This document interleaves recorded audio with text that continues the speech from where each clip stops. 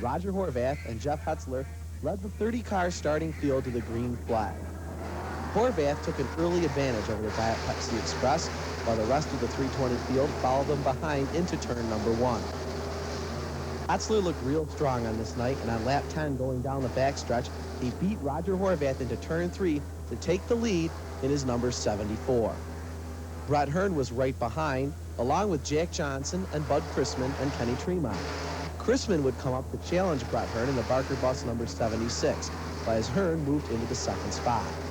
Hearn would challenge Jeff Hetzler here on an early race restart, but Hetzler would out-drag the Barker bus going down the front stretch into turn 1 to keep the Diet Pepsi Express out front. Robbie Green looked really strong on this night, here getting challenged by Chuck Lopresti, but the 1988 Orange County Fair Speedway 320 Modified champion got out of shape and took out a number of cars, including Sean George, which got into the side of the Freightliner number 26. All the drivers were all right in this incident, and suddenly Brett Hearn dropped out of the event with mechanical problems in the Barker bus number 76. Bud Chrisman was now up to second place, and Robbie Green out of Newburgh was giving a challenge to the number 18. Chrisman would hold off Green for the number 2 spot because Chrisman just could not catch tonight's winner, the Diet Pepsi Express number 74 of Jeff Hetzler, as Hetzler crosses the line for the checkered flag and rolled into victory lane.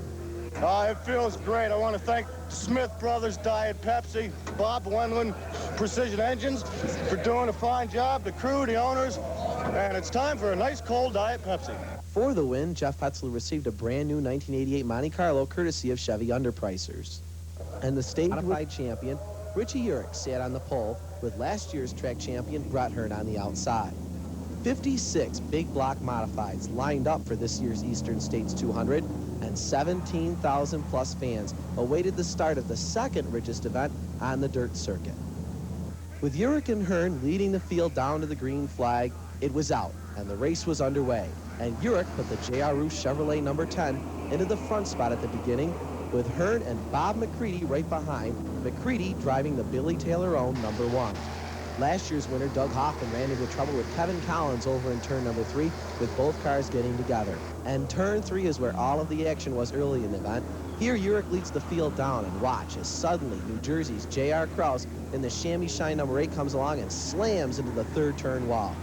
Krause was uninjured in the incident, but again, watch as the other number 8 in the field, Jack Cottrell, gets together with another machine and rails the outside retaining wall in turn 3. Brett Hearn was one of the first of the leaders to pit in the Wheels Discount Auto Stores number 20. Urich was out front pretty far at this point and was running away from the pack when suddenly Bob McCready got into the outside retaining wall down the backstretch, putting the Billy Taylor mount into the pit area for the day. McCready was also uninjured in this incident, but watch here as Rick Ween and Jeff Hetzler come together on the restart, putting last night's winner, Hetzler, into the outside retaining wall in the front stretch. Urich seemed to be completely unchallenged at this point and led all the way into lap 104 when the right rear tire blew on the J.R. Roof number 10, putting Urich into the pit area. Urich dashed out without losing a lap and now began to chase down the number 78 of Rick Ween. Ween was leading the race for a number of laps before he spun out entering turn 3 and ran out of fuel, just missing the guardrail. With Ween losing the front spot, this put Frank Cozy and Jack Johnson into the number 1 and 2 position. Here, Danny Johnson and Brett Hearn battle for the number 3 spot. Danny got a little too wide, allowing Urich to get by, putting Danny back to 5th. Hearn held 3rd going down the front stretch into turn 1 when the right rear tire blew on the Wheels Discount number 20, putting Hearn into the pit area and losing a number of laps. Danny Johnson also had right rear tire go down on the Troyer Engineering number 27J, and this allowed Urich all the room he needed to catch up to Jack Johnson. On lap 177, they came out of turn 4, and Jumpin' Jack dropped back to 3rd as Urich put the number 10 up to the outside and took over the number 2 spot. Cozy was down low, and Urich went up high, and on lap number 178, they came out of turn 4. Cozy got a little scared, and Urich took over the front spot. And that was all she wrote, as Richie Urich brought the J.R. Roof number 10 down the victory lane. Frank Cozy finished in 2nd, followed by Jack Johnson, Billy Decker, and Johnny Struck. Urich became only the 2nd driver from Orange County to win the Eastern States 200, and he took home $19,710 in the prize. Sprint Association crave that kind of stuff and showed their talents off at Manzanita Speedway in Phoenix, Arizona. It was a weekend full of racing action at Manzanita Speedway in Phoenix, Arizona when the United Sprint Association sanctioned their inaugural event during the Western World Championships. Mark Kinzer shared the front row for Saturday night's feature with Chris Ash. The yellow number 17 got the jump at the flag, but Kinzer, Sammy Swindell, Dave Blaney, Doug Wolfgang, and Steve Kinzer were right behind. The Kinzers kept the early portions of the race exciting as they battled over second spot and the right to chase down Ash. Steve finally got by Mark for good when Mark couldn't keep his front wheels on the track. Richard Griffin brought out the yellow when he stalled on the track, and on the restart, Doug Wolfgang pulled a ground rule double as he bounced over the turn 3 wall, bringing out the red. When racing resumed, it was Steve Kinzer who challenged Ash's supremacy and claimed the point on lap 25. A few laps later, Mark moved past Ash and set up the final duel between the Kinzers. That confrontation never materialized as Steve suddenly lost traction and spun between 3 and 4. With 5 laps to go, it was Mark Kinzer and Chris Ash battling for the point while Steve was at the rear of the pack trying to pick up positions. Jeff Swindell was disqualified for causing a caution that was to his advantage, and on the restart, Keith Kaufman and Sammy Swindell worked up to challenge Ash for second. Both got by, making it Kinzer, Swindell, Kaufman, and Ash at the checkers. Fortunately, I'm not sure what happened to Steve, but he got in the wall or a lap car, and it probably cost him the win, but our car, we lost the brakes, and Scott Gherkin and Jimmy Jones got her all fixed up, and everything was going real good. And I'd like to thank my dad and Jim Reed and everybody else, and it's real exciting for me to be here. Next stop on the inaugural USA Tour will be the Lone Star Speedway in Kilgore, Texas on October 28th and 29th. I'm Steve. Call 1-800-992-VIDEO. World Championships in Phoenix. The name Kinzer will go down in the record books as the first feature winner, but a local driver was the real star of the weekend. The theme of the 4 nights of racing was Celebrate America. And the atmosphere around the track was as carnival-like as it was racing-oriented. I told you last week Steve Kinzer won the preliminary main event on Wednesday night. On Thursday, Bobby Davis Jr. and Steve Perry did a double flip in the feature race, but both were uninjured. Leland McSpadden from nearby Tempe won that night in a wing sprinter. Next night, he drove the number 51 red wingless midget to a victory on the smaller quarter-mile oval. And also that night, he battled Ron Schumann in a non-wing CRA sprint race, making it 3 in a row in 3 different types of cars. Now for the USA main event on Saturday night. Chris Ash became the initial leader from pole with Mark Kinzer falling into second. Look who's on the move, though. It's his cousin Steve who takes second after Mark's wheelie. Coming off a yellow, watch the right side of your screen as Doug Wolfgang doesn't touch the wall but flips completely over it. Doug is okay. Steve has now taken over the lead, but can you believe this? Makes a rare mistake, spins and bumps the wall. That gives the lead and win to cousin Mark, whose dad Carl is crew chief on Steve's car. Now both Carl and Steve are USA investors, so at least they're keeping the money in the family. Sammy Swindell in black, Keith Kaufman in red, and Ash in yellow finish second through fourth. Mark doesn't need any driving lessons, but sure could take a few pointers in getting the cork out of the champagne bottle. At the other end of the country, the Eastern Sprint regulars were winding up their year at Hagerstown, Maryland. That's Jack Hewitt in the number 23 car being challenged by Steve Smith. Ed Lynch would have preferred a less spectacular way to end his race. He did climb out uninjured. When Hewitt had tire problems, Smith took the win and $10,000 to get him through the winter months.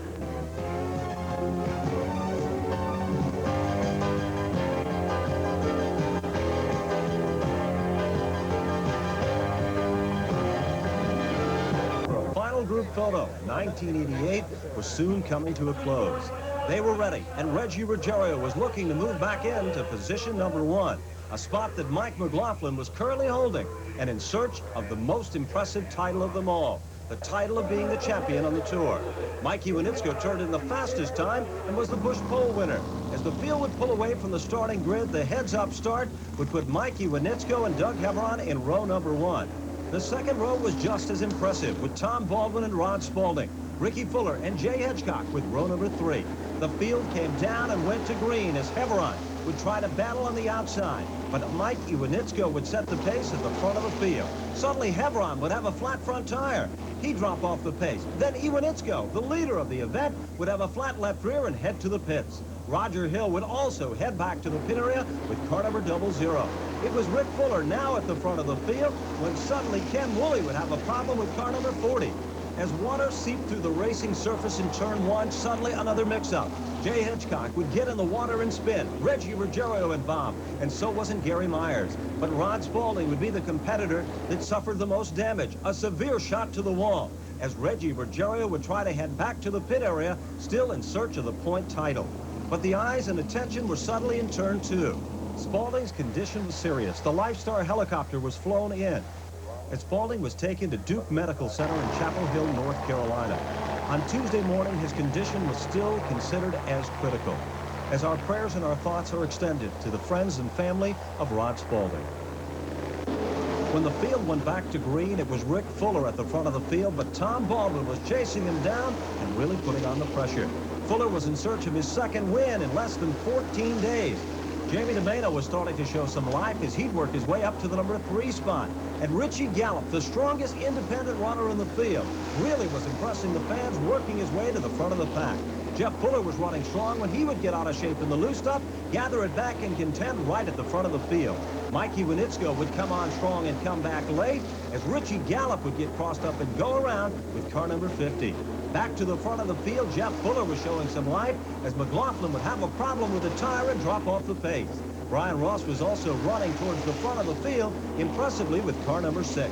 But it was still Rick Fuller at the front of the pack, as S.J. Avanson developed a problem with car number 35. Fuller would set the pace and start to pull away, as Rick Fuller would hold on to take down his second victory. Midgets, Pro 4 modifieds, Pro stocks, late models, street stocks, the unpredictable hobby stocks, and the super fast, super modifieds. Qualifying Saturday, main events on Sunday. Gates open at 10 with racing at 1 o'clock both days this weekend. To begin, the Winston Classic from the Martinsville Speedway. And Jeff Fuller had surprised a lot of folks, setting the fast time as the Bush Pole setter, setting in row number 1. Mikey Winitsko would be starting to the outside of that row, but all eyes and attention were on the talents of Jeff Fuller. And Winston Cup driver Ken Schrader was back in the modified. Here in pit road is Kenny Schrader of Winston Cup fame, but Kenny today driving another modified. Well, I'll tell you what, we got the opportunity to run 2 of the Winston Tour races this year with the modifieds and really enjoyed it. And you know, we got a chance to run one up here, so we jumped at it. Everybody was in shock the first time you sat in a modified out in Indianapolis. You set the pole, and then when you were in Brian Ross's backup car at Oswego, that had to be one of the most incredible races of the year. Well, it was a lot of fun. You know, we had some good finishes. We run a 6th and a 3rd, but we haven't won one yet, you know, and we're in a different car today, but the car feels real good. We didn't qualify like we wanted to, but you know, we got the car running good in the qualifying races, and we're starting 21st. Everybody's got to make a pit stop, so we think we're in pretty good shape. A lot of people say you have a weekend off. Why come racing again? Weekends off, I don't get paid, man. I got to go race, you know, I got to make a living. I just enjoy the race, you know, and these cars are a whole lot of fun, and I wanted to do it. The modified drivers, how have you found them? The tour's really gotten professional, and the drivers have tried to be very professional. You're coming from the most elite division of NASCAR. How would you compare the drivers? Well, you know, it's just any more the competition in the Cup Series or in the Modified Series or the Busch Grand National Series or any series like that. It's just it's so competitive and so intense, you know. And it's no easier to win a Modified Tour race than it is to win a Winston Cup race. You know, if you're a Modified regular, you win one of them races, but you feel just like we do when we win a Cup race. So they're just very professional. It's a super traveling series, and I think it's really good that it's got so much room for growth, and it looks like it's starting to grow with what it deserves. It was now time to go racing. Jeff Fuller immediately would stand on the throttle and quickly jump out in front. Mike Iwanitsko would try to contend to the outside as Mike Stefanik would tuck it into 3rd.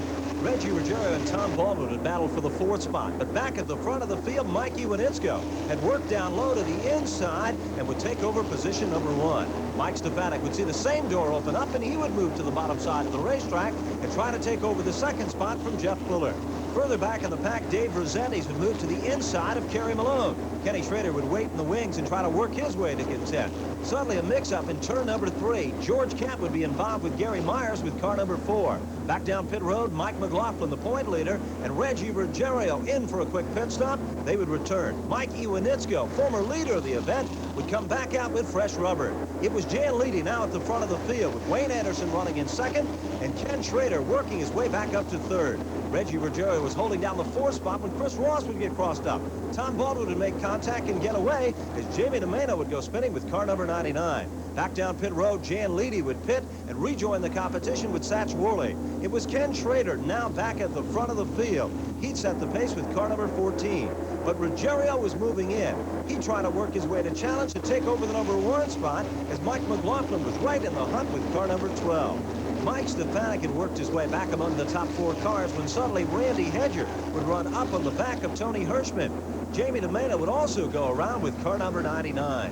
Hirschman would try to get back to the pit area, showing the worst of the wear and the severe damage to the back of car number 1.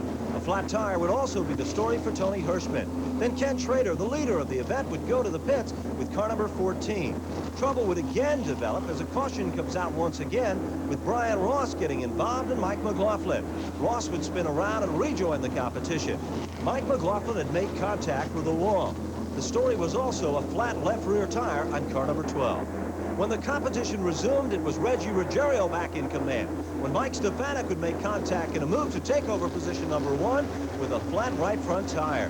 This unnecessary caution would send Stefanik to the pit area. Stefanik had run so strong in the major fall events, and now he would have to do it from the back of the pack. But at the front of the field, Brian Ross was trying to unlap himself as Reggie Ruggiero was setting the pace, maintaining position number 1. Mike Iwanitsko was moving back into the hunt when suddenly Iwanitsko would go to the inside. Ruggiero would falter and contact would be made as Iwanitsko would hand grenade hard into turn number 3. Ruggiero would be able to get away. Tom Bowles would also be involved in the mix-up, and so would Dave Resendiz, as Resendiz was able to pull away and head to the pit area. Reggie Ruggiero, the leader of the event, was now setting on pit road. But back up front, it was Tom Baldwin to take over position number 1. Independent runner Richie Gallup in his first Martinsville appearance had worked his way up to second. Ricky Fuller was a lapped automobile. Jan Leedy then came to life and would work his way around to take over position number 2. Richie Gallup would be forced to settle for the number 3 spot, but Tom Baldwin was the star of the show. He would secure his second win of the season at the Martinsville Speedway. Finishing second behind Baldwin was Jan Leedy over Richie Gallup in third. Jerry Cramner was fourth, and Jamie DeMena would round out the top. 173. 6th through 10th in the NASCAR Winston Modified Tour would see Jamie DeMena finish in the 6th spot with 31.42. Finishing 7th was two-time further north to the Lee Speedway in Lee, New Hampshire. Now, the Lee Speedway was hosting an event called the Oktoberfest. It was rained out from just 1 week ago. This event featured several different divisions of excitement, like the super modifieds, the late models, the pro stocks, and a whole lot more, as Dan Wolf will file this report. A wild pair of Pro Stock Opens were the first events of the day for the Lee USA Oktoberfest in Lee, New Hampshire. The cold wind, low temperatures, and occasional snow flurries didn't make a difference, as a large crowd of hardy spectators were on hand for the final Northern New England race of the 1988 season. The V6 Super Feature was up next, and young Chris Purley made it 2 in a row, notching his second career victory. Next up were the NEMA Midgets. Now let's go to NEMA correspondent Chris Romano. A wild and woolly end to the Northeastern Midget Association 1988 SM LaRusso and Sons Tour, ending today here at the Lee Speedway. A feature-only weekend here at the Lee Speedway, and taking the feature win, his 7th of the year, was the number 45 of Drew Finoro, owned by Gene Angelillo. This wraps up their 4th championship in the last 5 years. He did it by getting under Mike Pavuli with just 7 laps to go. Pavuli hung on to finish 2nd. Brian Caruso, last year's Rookie of the Year, finished 3rd. Howard Bumpus, a winner last night at the Waterford Speed Bowl, was 4th. And in 5th was Mike Seymour driving the number 7 machine. Romano spoke with an emotional Drew Finoro in Victory Lane. Last time this year, Drew, you said, watch out for us next year, and you were true to your word. 7th feature win on the year, and this is a great way to end a championship year, isn't it? Yeah, it's, we owe this one to the crew. I'm going to start crying, but I hated to pass Mikey. If it wasn't for Mikey and the Seymours and Dickie Bean, we wouldn't even have been running. We owe it to them. You had a tough night last night, too, didn't you? Yeah, that's why we owe it to them. The car was in a basket last night. They stayed up real late. Seymours were up all night. You know, it just shows that there's competitors in this club. I hated to pass Mikey for the win, but if I didn't, he'd have been the first one to kill me for giving it to him. Crew, congratulations, the end of another great year. Thank you very much. Thank you, fans. Next on the day, a 25-lap feature for the New England Mini Modifieds. 30 of the four-cylinder Modifieds took the green flag, and Sam Stern put the 09 car into victory lane. The next event, a 50-lapper for the Wing Super Modifieds. A first-lap crash destroyed the cars of rookie Nate Boutwell and Star Classic winner Dick Batchelder. Tempers flared between Boutwell and a Batchelder crewman. Back underway, veteran Bentley Warren set a wicked pace with Russ Wood, Larry Record, and Scott Martell following. Midway in the event, Howie Lane, winner of the final Miller Series Super Modified event at the Lee USA Speedway, was out with an exploded engine. At the finish, it was veteran Bentley Warren the winner, Russ Wood in second, Larry Record was third, Scott Martell fourth, and Mike Douglas was fifth. Bentley, wire-to-wire win. Things went perfect. Yeah, the car went real good, and we were running Hoosier tires, and the guys been working hard on the car. They had it all ready for last week, and then it rained out, so didn't have to do that much this week, but they had everything ready. It's, you know, real good shape. How about the rest of the season? Is there anything left for you this year, or is this your final race? No, we're going to Winchester, Indiana next week on the High Bank Half Mile, which that's a hairy racetrack. It's a real fun racetrack. We crashed there last time in practice, but we're looking to go good there. Gene Lee Gibson's been running very, very well out there. That began downtown in the fairgrounds dirt with early Grand National racing. But Phoenix became identified with Indy cars, successfully spanning the roadster and rear-engine funny car eras. Stock cars are not new to this desert oasis. The all-time biggest winner, Richard Petty. He's won 3. 22 stock events have been held, but only 8 raced Winston Cup-sized cars. Although the faces have always been familiar, the track has begun a tradition with its annual Copper Classic where late models and historical names star. But the surface and shape have always remained the constants. Cement walls now and $5 million of improvements have been made for Winston Cup racing in the Valley of the Sun, including a covered garage area. But that track, with a memorable 1-mile lap record of 165 miles per hour by Mario Andretti, still stands. And on this edition of Race Week, we'll be taking a look at the final major event to be held here in the heart of New England. Hello, I'm Ben Dodge, and I welcome you to yet another edition of Race Week. You know, you couldn't pick a more perfect fall day here at the New London Waterford Speed Bowl, as this will be the setting for the final event of 1988. The stars of the show will be the NASCAR Winston Modified Tour-type competitors and the excitement of the small block Modifieds. But that's not all, and this edition of Race Week will also be, again, talking with the brand new owner of the Stafford Motor Speedway. Dan Avery will talk about his plans for 1989. And promoter Ed Yarrington will tell us exactly how he fits into the brand new 1989 program. Besides all of that, we're going to be talking with the drivers of the NASCAR Winston Modified Tour and asking them exactly what they have in store for 1989. We'll be talking with them on how they physically prepare themselves for the up-and-coming year. But right now, the racing action begins right here at the New London Waterford Speed Bowl for the Open Wheel 200 from New London, Waterford, Connecticut. It was the final New England appearance for a lot of the Modifieds and the Modified Tour drivers. Jeff Fuller was in attendance, and so wasn't John Anderson in Teddy Marsh's number 55 Modified. Charlie Pastriak would head back to the Waterford Speed Bowl, and joining him is Bob Potter, front-runner in the competition, converting his car to a full-fledged Modified. The first qualifying event of the afternoon was the Connecticut Modifieds, and this event would be loaded with cautions like the remainder of the afternoon.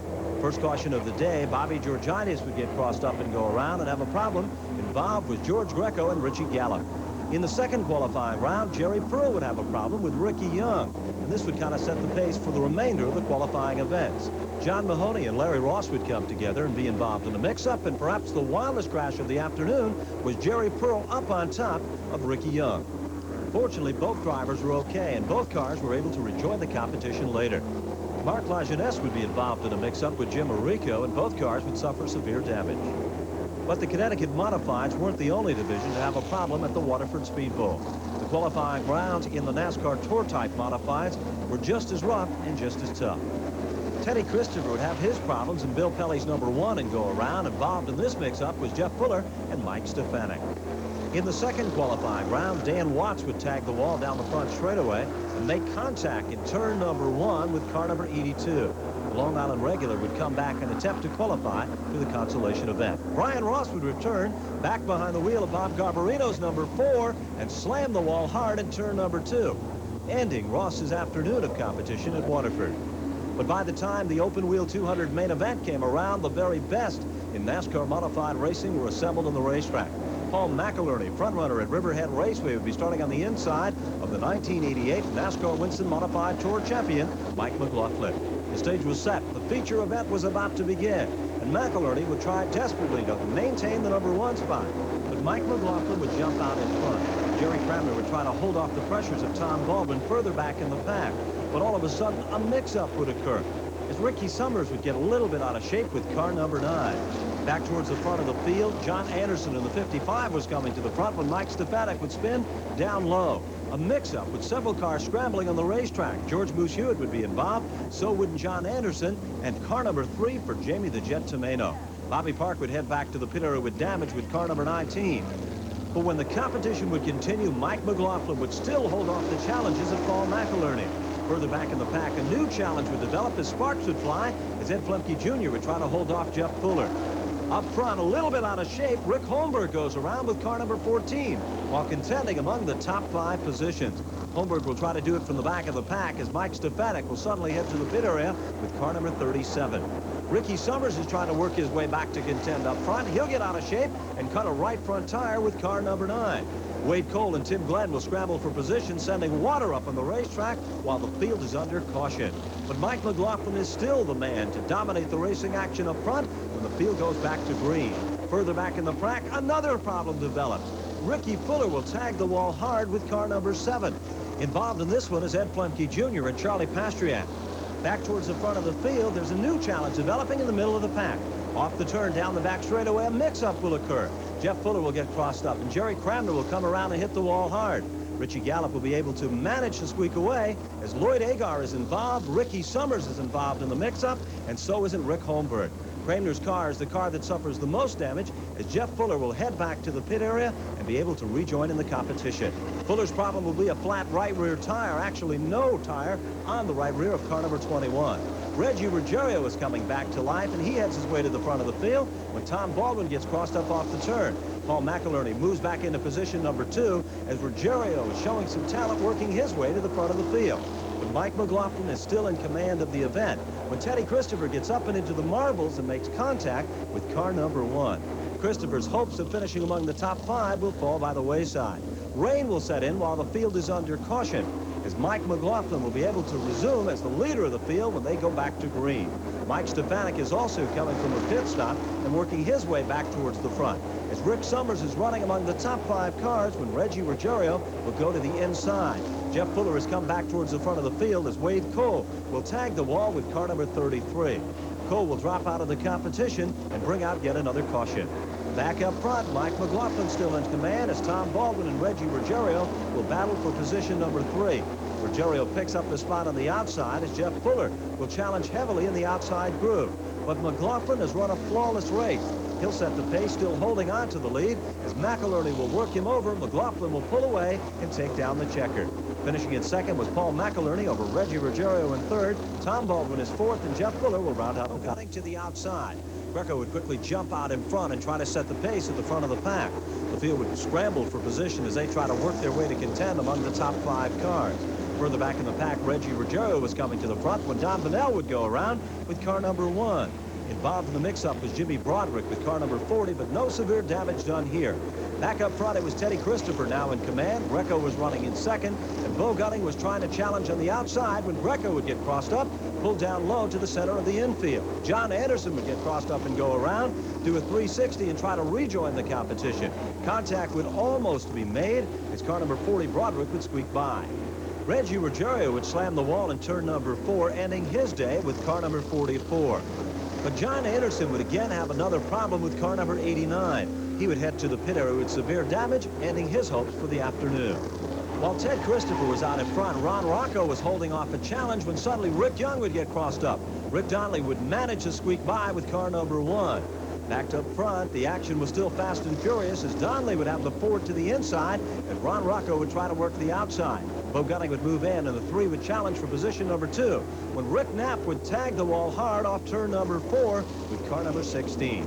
Another caution would mar the event, but when the field went back to green, it was Christopher still in command when Bo Gunning would get crossed up down the front straightaway. He'd come across the racetrack in front of Rich Shost, and involved in the mix-up was Jim Donlin with car number 69. Back up front, it was still Christopher out in front when Ron Rocco this time would get crossed up. Eddie Spires would go up on the Arpco barrier down the front straightaway with car number 3X. Rick Young would also be involved in the mix-up as his bad luck would once again continue. But back to green flag competition, now John Jensen was coming to the front when he would get crossed up and go around with car number 179. Bo Gunning would then develop a problem. Flat tires would be the story on his number 71 as he would go around in turn number 1. But back to green flag conditions, it was still Christopher in command. Jensen had worked his way back up to run in the number 2 spot, and Rick Donnelly was running a strong 3rd. Teddy Christopher would come up and lap traffic. Rich Shost did, but he'd hold on to take down the win. John Jensen would finish in 2nd. Rick Donnelly was 3rd. Jimmy Broderick is 4th. Ground-bound rockets of the United Sprint Association thundering around the Memphis Motorsports Park. While the fans bundled up against the cold and damp, it didn't stop them from coming out to witness the 2nd event of the inaugural USA Tour. Here's Lynn White with our report. Rained out Friday, the sprinters were ready to race Saturday at the Memphis Motorsports Park. 56 drivers showed for qualifying for the next to last race of the United Sprint Association. Though in its inaugural year, the USA is attracting a surprisingly large number of sprinters from all over the country. Bloomington, Indiana's Steve Kinzer says the field was full and the competition tough. We got cars from the West Coast out here. We got like a lot of the cars I ran with all year. Then we got some of the Eastern cars out. So everybody's here. It's the same thing. Everything's shut down. Everybody's trying to get those last few races in, so they're all here. Kinzer, of course, a demon and record holder in the world of outlaws, has now donned a new hat. He and sprinter Sammy Swindell are among the initial 8 investors that bought into the whole USA concept. And though the entire trial season is a scant 3 races, the United Sprint Association is making it well worth the racers' while, offering a $100,000 points fund, and in the Memphis race alone, the USA offered nearly $32,000 in prize money. The Memphis sky full of color Saturday night as the USA is working to make each race of the trial tour an event. The fireworks stayed in the sky, though, as the 24-car field ran a race with only one big surprise. Steve Kinzer hit the track with his usual fury. Despite Dave Blaney's initial jump and excellent position, Kinzer fired by the Hartford, Ohio sprinter to take the lead. It looked like a yawner now the first 12 laps as Kinzer appeared to be running away with another sprint car race. But then the surprise came in lucky lap 13. Lucky for Dave Blaney, anyway, as he surged to the front. Kinzer never regained his top spot, but sank even further back. Blaney took a tight hold on the number 1 position. Andy Hellenberg behind him as Kinzer, Doug Wolfgang, and Kenny Jacobs wrangled for the 3rd position.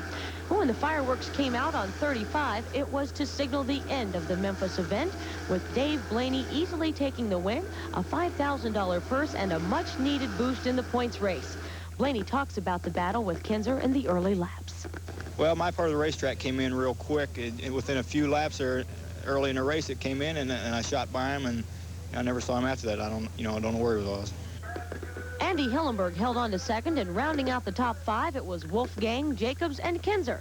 The final race of the USA. 3 races some seasons. Texan Jim McElrath bolts from pole to first lead today. Equally represented in this race were rear-engined, roadsters, and upright dirt cars. That valiant roadster among the sleek Formula cars is A.J. Foyt. He had Trenton's best streak ever, winning 8 of 12 during one span in the 60s. Other entrants of interest, Troy Ruttman in his last race before retirement, Mel Kenyon, Mario Andretti, and Johnny Rutherford. But eventually Trenton would give way to industrial progress. After encroached from all sides, Trenton ran its last race in '79, ironically Cart's first year. Attrition claimed many front-runners today, Bobby Marshman in his Lotus Ford, Roger Ward in an A.J. Watson creation, and McElrath, incidentally, active again in sprint cars. But '64 was the year of Foyt. Today's win his 6th in a row starting the season. In all, he'll win 10 of 13 this year. Ironically, A.J. was selected Saturday night as Cart's most improved driver for 1988. New Sprint Car Thrills is just $59.95. The most exciting, action-packed racing you'll ever see. Call 1-800-992-VIDEO. Sprint Car Thrills or Sprint Car Classics Volume 1, just $59.95. Both available in beta or VHS. Call 1-800-992-VIDEO. Dick Wallen's Sprint Car Thrills or Sprint Car Classics, just $59.95 each. Victory's a bit harder to come by on the new United Sprint Association Tour. After a rainout in Texas, the sprint car hotbed of Memphis, Tennessee hosted the next-to-last round of the series. The pole sitter for the event was Dave Blaney in white. Kinzer was on the outside. They had different ideas where to find the traction at the start of the feature. Kinzer swoops up high, loves to run the top. He swept into the lead. But Steve wore down his tires, making that high groove work. And on lap 12, Blaney swept by on the bottom, took the lead for good. Kinzer had one more shot at him, trying to regain the point, but then faded back to fifth. That was far better than his fellow superstar Sammy Swindell. Here's Sammy in number 1, struggling in 15th in front of the home crowd. Blaney cruised up front. Andy Hillenberg won a battle with Doug Wolfgang and Kenny Jacobs for second, despite being blanked in the win column. Kinzer holds a narrow lead in points after 2 races. They're going to split $100 grand after the finale this weekend at the Devil's Bowl in Texas. There are still a few places in this country where sprint cars have no wings. Ascot Park is one of them, and that's where the California Racing Association title was decided last weekend. In this two-man battle, Ron Schumann had to finish ahead of defending champ Mike Sweeney on the racetrack to take the crown. Keith Crisco got things off to a flying start by spinning into traffic and tangling a total of 5 cars. Nobody hurt.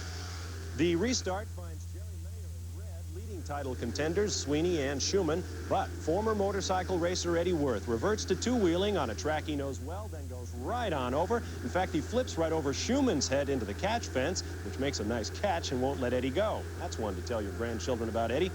Now, here's the championship showdown. Schumann drops inside of Sweeney as they drag race down the front straightaway and back him into turn 1. Ronnie's got the line, the traction, and the championship. Schumann tried the high line to run down Meyer and win the race for a clean sweep. That effort fell short, but the crown is what matters to the former World of Outlaws star turned CRA champ.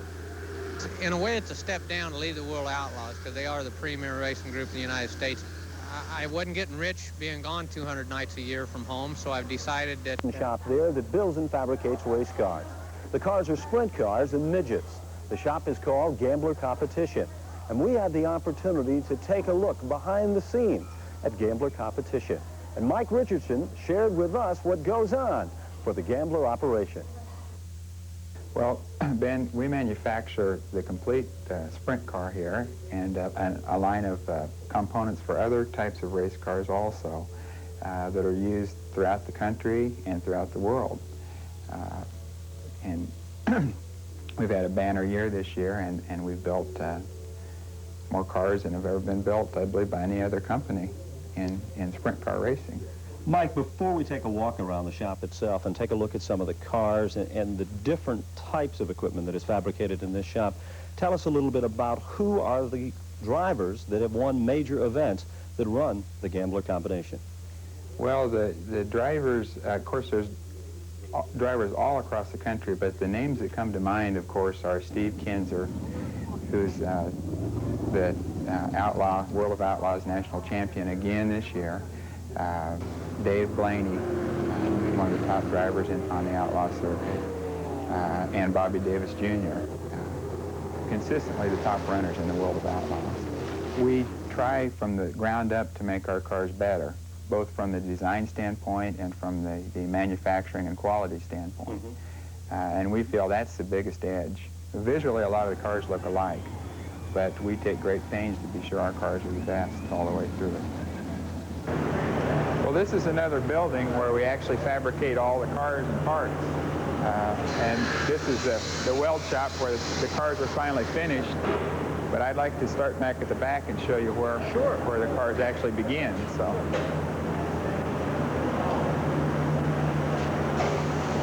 Well, this is the primary ingredients for our chassis. The materials brought in batches to build 50 cars at once. And right now the machinists are in the process of cutting the material. It'll be notched and bent and prepared for welding into a final chassis. That's what is done here basically. Well, this is one of our computer-controlled machining centers, and Ron here is putting a program in the machine to make a part for our dry sump oil pump that we manufacture here in the house, too. He'll finish the part, and then he'll go for another operation, possibly plating. Okay, this is our computerized vertical machining center, where right now Floyd and Tim are setting the machine up to make the aluminum spindles that we manufacture here that fit both sprint cars, dirt modifieds, and many other open wheel forms of racing around the country. After all the parts are machined, we put them on racks here, and these parts are all ready to be welded into a completely finished Gambler chassis. And they're put together on a fixture like this.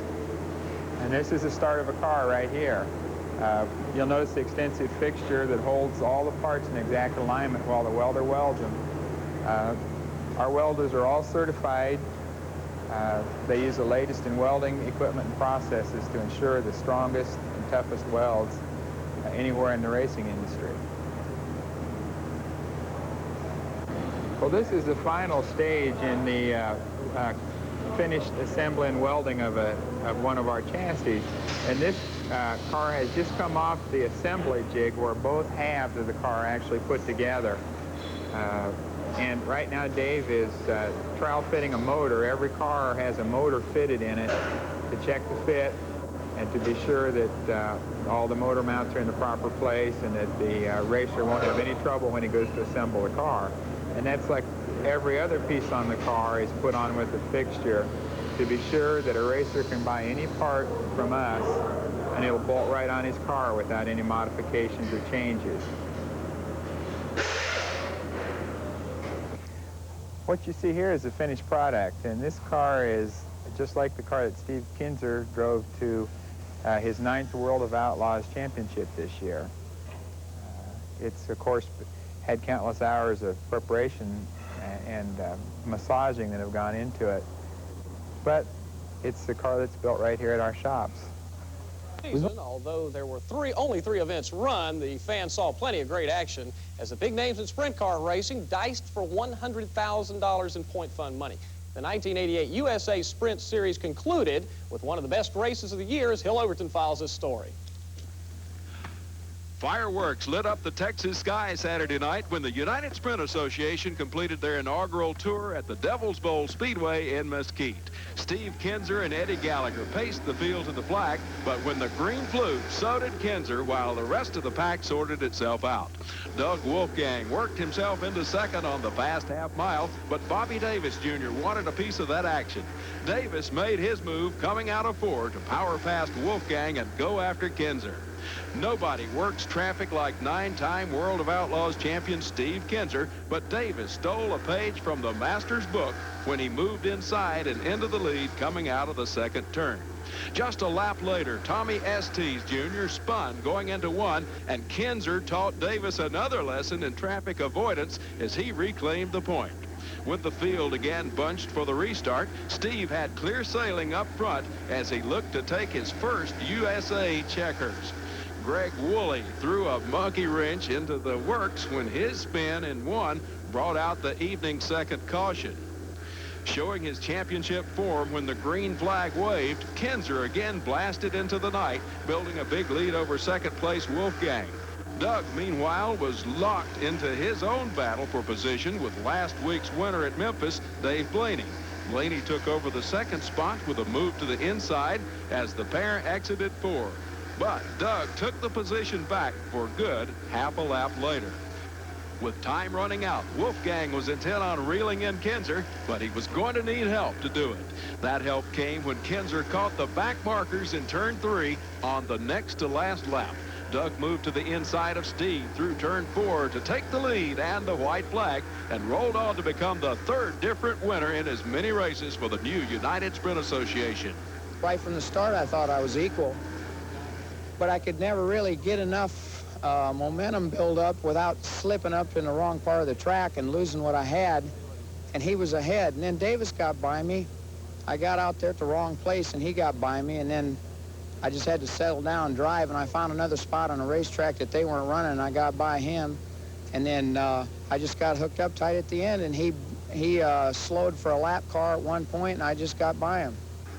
Steve Kinzer held on to finish second, followed by Dave Blaney, Bobby Davis Jr., and Mark Kinzer. While Wolfgang won Saturday night's shootout in Mesquite, by virtue of his second-place finish, Steve Kinzer won the war and claimed the first USA national title. You know, if anybody to win the race, I'm glad Doug Wolfgang can. He's been a good competitor of mine for many years and a good friend. It doesn't matter, I don't guess, when you're out there, but there's one way to look at it. We come away with a 4-race series and won the USA title over it, and we got us a pretty good little paycheck out of the 4 races. And the Devil's Bowl near Dallas. Friday night's preliminary feature was halted before it began by a frightening crash. Watch Lee Brewer run over the right rear of Keith Kaufman. The impact cracks Brewer's helmet, and he's unconscious for a while, but is back at the track as a spectator the next night. Sammy Swindell, by the way, won the feature on Friday. Saturday night, the early rundown: Steve Kinzer, Doug Wolfgang, Mark Kinzer and Bobby Davis Jr., Eddie Gallagher, and the series' most recent winner at Memphis, Dave Blaney, wheeling off turn 2. Later, with Steve still leading, Davis is second, low in turn 4, trying to take the lead. But Steve squeezes between Bobby and a slower car to maintain the top spot. Davis's charge fizzles, and now the man on the move is Doug Wolfgang in number 49, who's catching Steve with just a few laps to go. Coming down for the white flag lap, Steve gets hung up behind slower traffic. The front end pushes, and that's all Wolfie needs to pass Kinzer and win the race. Steve's a bit dejected, but shouldn't be. He won the series championship and 20,000 racetrack, lose control and bump the outside wall. Then his car will slide down the banking, and he will collect Don Marmer, whose car hits the end of the pit wall. A terrifying impact there as Marmer's crash overturns twice. Dr. Jerry Punch was right there on the scene. Jerry? Well, we got an update this morning, and thankfully Dr. Edward... Orange car loses control, scrapes against the wall, and slides down the banking. The white and green car of Don Marmer ricochets off Raymond and then blasts into the end of the pit wall. Don, a native of North Lake, Illinois, suffered multiple arm and leg fractures, a broken back, and a closed head injury, but no neurological damage. Currently, he's listed in serious condition in the intensive care unit of an Atlanta hospital. Or another in NASCAR Winston Cup competition. Who can forget Bobby Allison's life-threatening accident at Pocono this summer? Turn 2 on the first lap. Allison's tire goes down. Control. He's T-boned in the driver's door by Jocko Majacomo. Estimated speed of impact. And a look at Pro Stock competition and the late model streets. But right now, let's recap and go back to the warm summer months and take a look at NASCAR modified racing at its best, short track style, right here from Riverside Park Speedway. Opening night of the 1988 season at Riverside Park Speedway, it was the Eagle Snacks 100. An impressive field of NASCAR Winston Modifieds came out for the opening night event. There was Tom Baldwin and Dave Resendiz and Reggie Ruggiero to the outside when the field would take the green. Battle right up front saw Stan Greger move to the inside of Resendiz as Marty Radwood would run strong with Don Flynn's 25. Defending champion Mike Stefanik would go to the pits early and install 4 new tires and come from the back of the pack. Jerry Marquis would show talent early in the race with car number 2X, as Stan Greger and Tom Baldwin would come together off turn number 4, as Baldwin would go around with car number 7, New York. But back up front, it was Reggie Ruggiero with Stefanik coming from the back, as Ruggiero would secure the victory. On week number 2, defending champion Stefanik looked to get back into the winner's circle. But Stan Greger quickly moved to the outside as Reggie Ruggiero would show it was no fluke that he won 1 week ago. Jerry Marquis would get hitched up on the inside as George Rudinis would go around with car number 24. But back at the front of the field, Greger was setting the pace, and Ruggiero was running to the outside. Sparks would fly, and Stefanik would be forced to settle for position number 3. It was Greger and Ruggiero to battle at the front of the field, but Stan Greger would secure the win. On night number 3, Mike Stefanik would set the pace out in front as Bruce D'Alessandro would move in for second. Marquis would try to get hitched up on the inside when D'Alessandro would take over position number 1. It was Ruggiero who came from the back of the pack to work his way among the top cars. John Rosati would have a tough night in car number 9, but Reggie Ruggiero was back at the front of the field. The sparks would fly as D'Alessandro would suddenly have to settle for second. Marty Radwig was moving in and heading to the front of the field when suddenly he'd go around with car number 25. Back up front, a challenge was developing for second, but Reggie Ruggiero would secure the win. For the 4th week of the season, a rookie, Charlie Pastriak, would set the pace out in front. Marty Radwig would run in second, and John Rosati would work the inside of Marcel Latoile. Suddenly, Bruce D'Alessandro would dive down low and pick up a spot with car number 90. Marcel Latoile would develop a problem and drop off the pace. It was D'Alessandro to try to move beneath Radwig as Charlie Pastriak would secure his first win. On week number 5, Brian Schofield would set the pace out in front. Suddenly, Mike Stefanik, taking over the 25, would get crossed up. Gather it back nicely as Bruce D'Alessandro would challenge Tommy Bowles. 3 wide would be the story off turn number 2, with D'Alessandro on the inside, Bowles in the middle, when more sparks would fly, as Brian Schofield would make contact with the wall with car number 09. D'Alessandro was coming to the front, and so wasn't Reggie Ruggiero. D'Alessandro would try to go to the inside, then Ruggiero would make the move down underneath Camerata. Ruggiero was out in front. Stefanik was moving in. When the checkered flag would wave, Ruggiero was back in the winner's circle. On week number 6, Chris Bonuito would set the pace out in front, but Marquis was working his way to the inside. Further back in the pack, Wade Cole would show some life as Ed Kennedy would get crossed up and go around in front of Charlie Pastriak and John Zavisa. Massive mix-up here. Rudinas would be involved, but when the field went back to green, Marquis was out in front. D'Alessandro and Stefanik would work the inside of Stan Greger, but Jerry Marquis would have an easy victory. During week number 7, problems would develop right at the start of the event. Dan Avery, Bruce D'Alessandro, and Charlie Pastriak would come together. But Joe Rezatek would be the car at the front of the field. Stefanik would move into second, and Jerry Marquis would challenge on the bottom. Rezatek was in search of his first victory, while Reggie Ruggiero and Stan Greger were battling among the top cars. It was still a battle to the finish, as Rezatek would hold on to secure his first win. During the 8th week of competition, Mike Stefanik would quickly jump out in front. Jerry Marquis would move into second, and Dan Avery would show some life. When suddenly a mix-up, John Zavisa, Marcel Latoile, and Bruce D'Alessandro with the severely damaged number 90. As the field went back to green, Mike Stefanik still set the pace. Ruggiero would spin with car number 44, head to the pits, and come from the back of the pack with ease. Ruggiero was dialed in, diving beneath one car after another to pick up a spot. Suddenly, Stefanik's lead had vanished. Ruggiero would move to the inside and run side by side, lap after lap. Ruggiero and Stefanik would battle it out for position number 1. The fans on their edge of their seats in excitement. The two would impressively battle lap after lap to the checker. But Stefanik would be the man that would dominate the racing action to the end, securing the win in the most exciting feature event of the season in the modified division.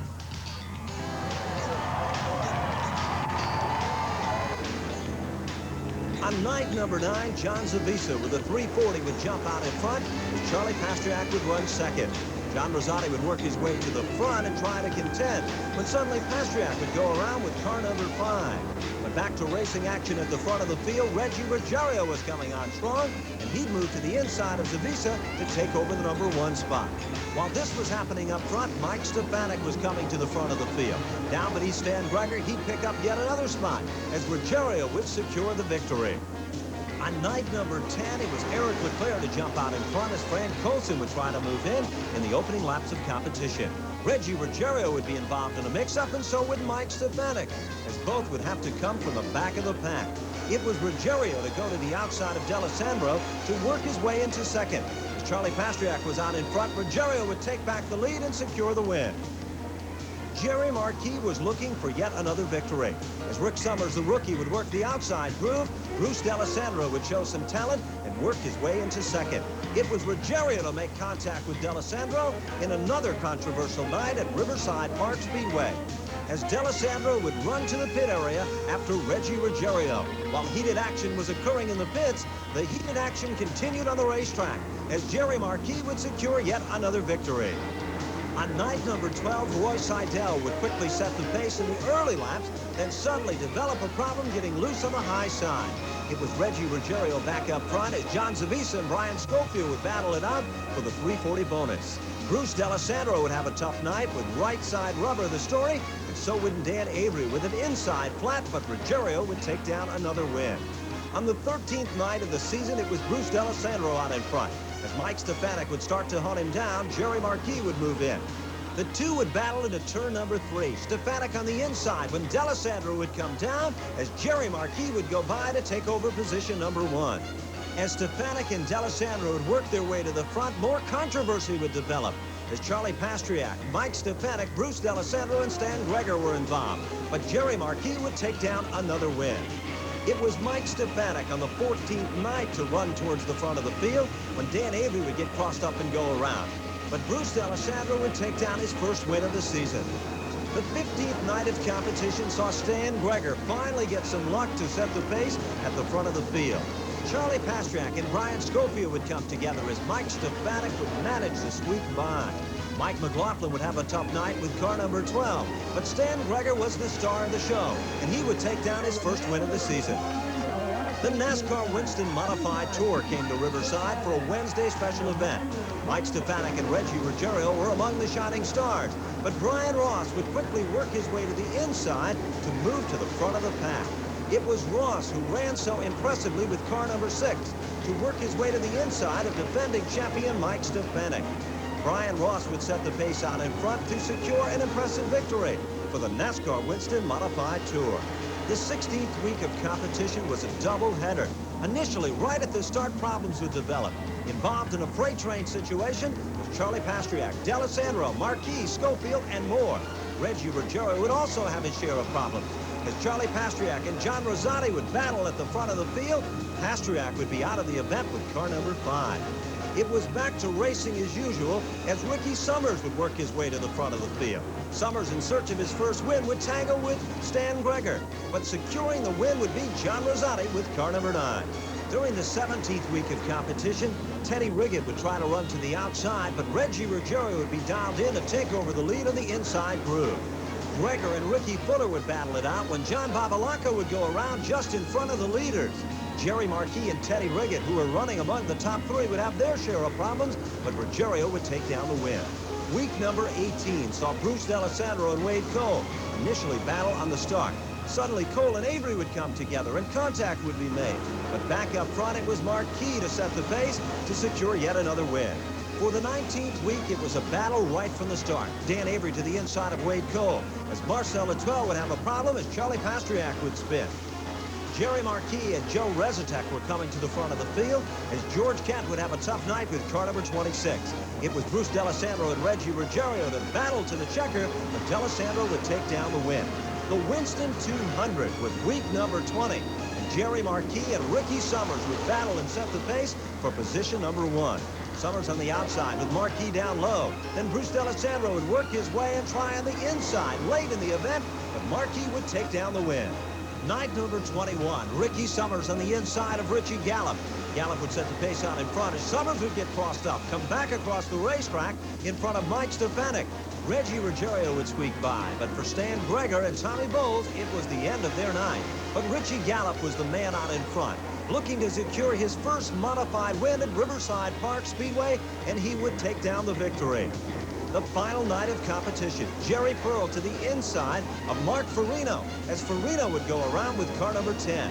But when the racing action would continue, Ricky Summers was holding off the challenges of Stan Greger and Bruce D'Alessandro.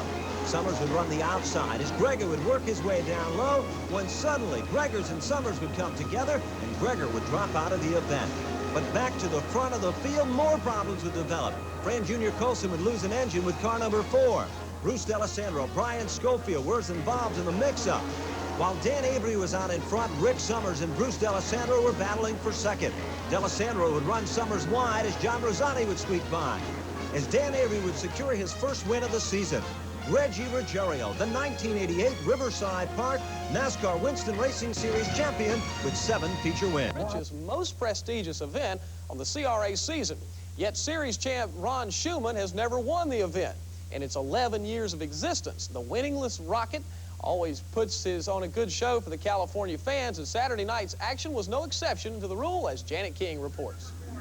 Bob Mealy and Gary Howard shared the front row for the 11th running of the Don Peabody Classic last Saturday at Ascot Park.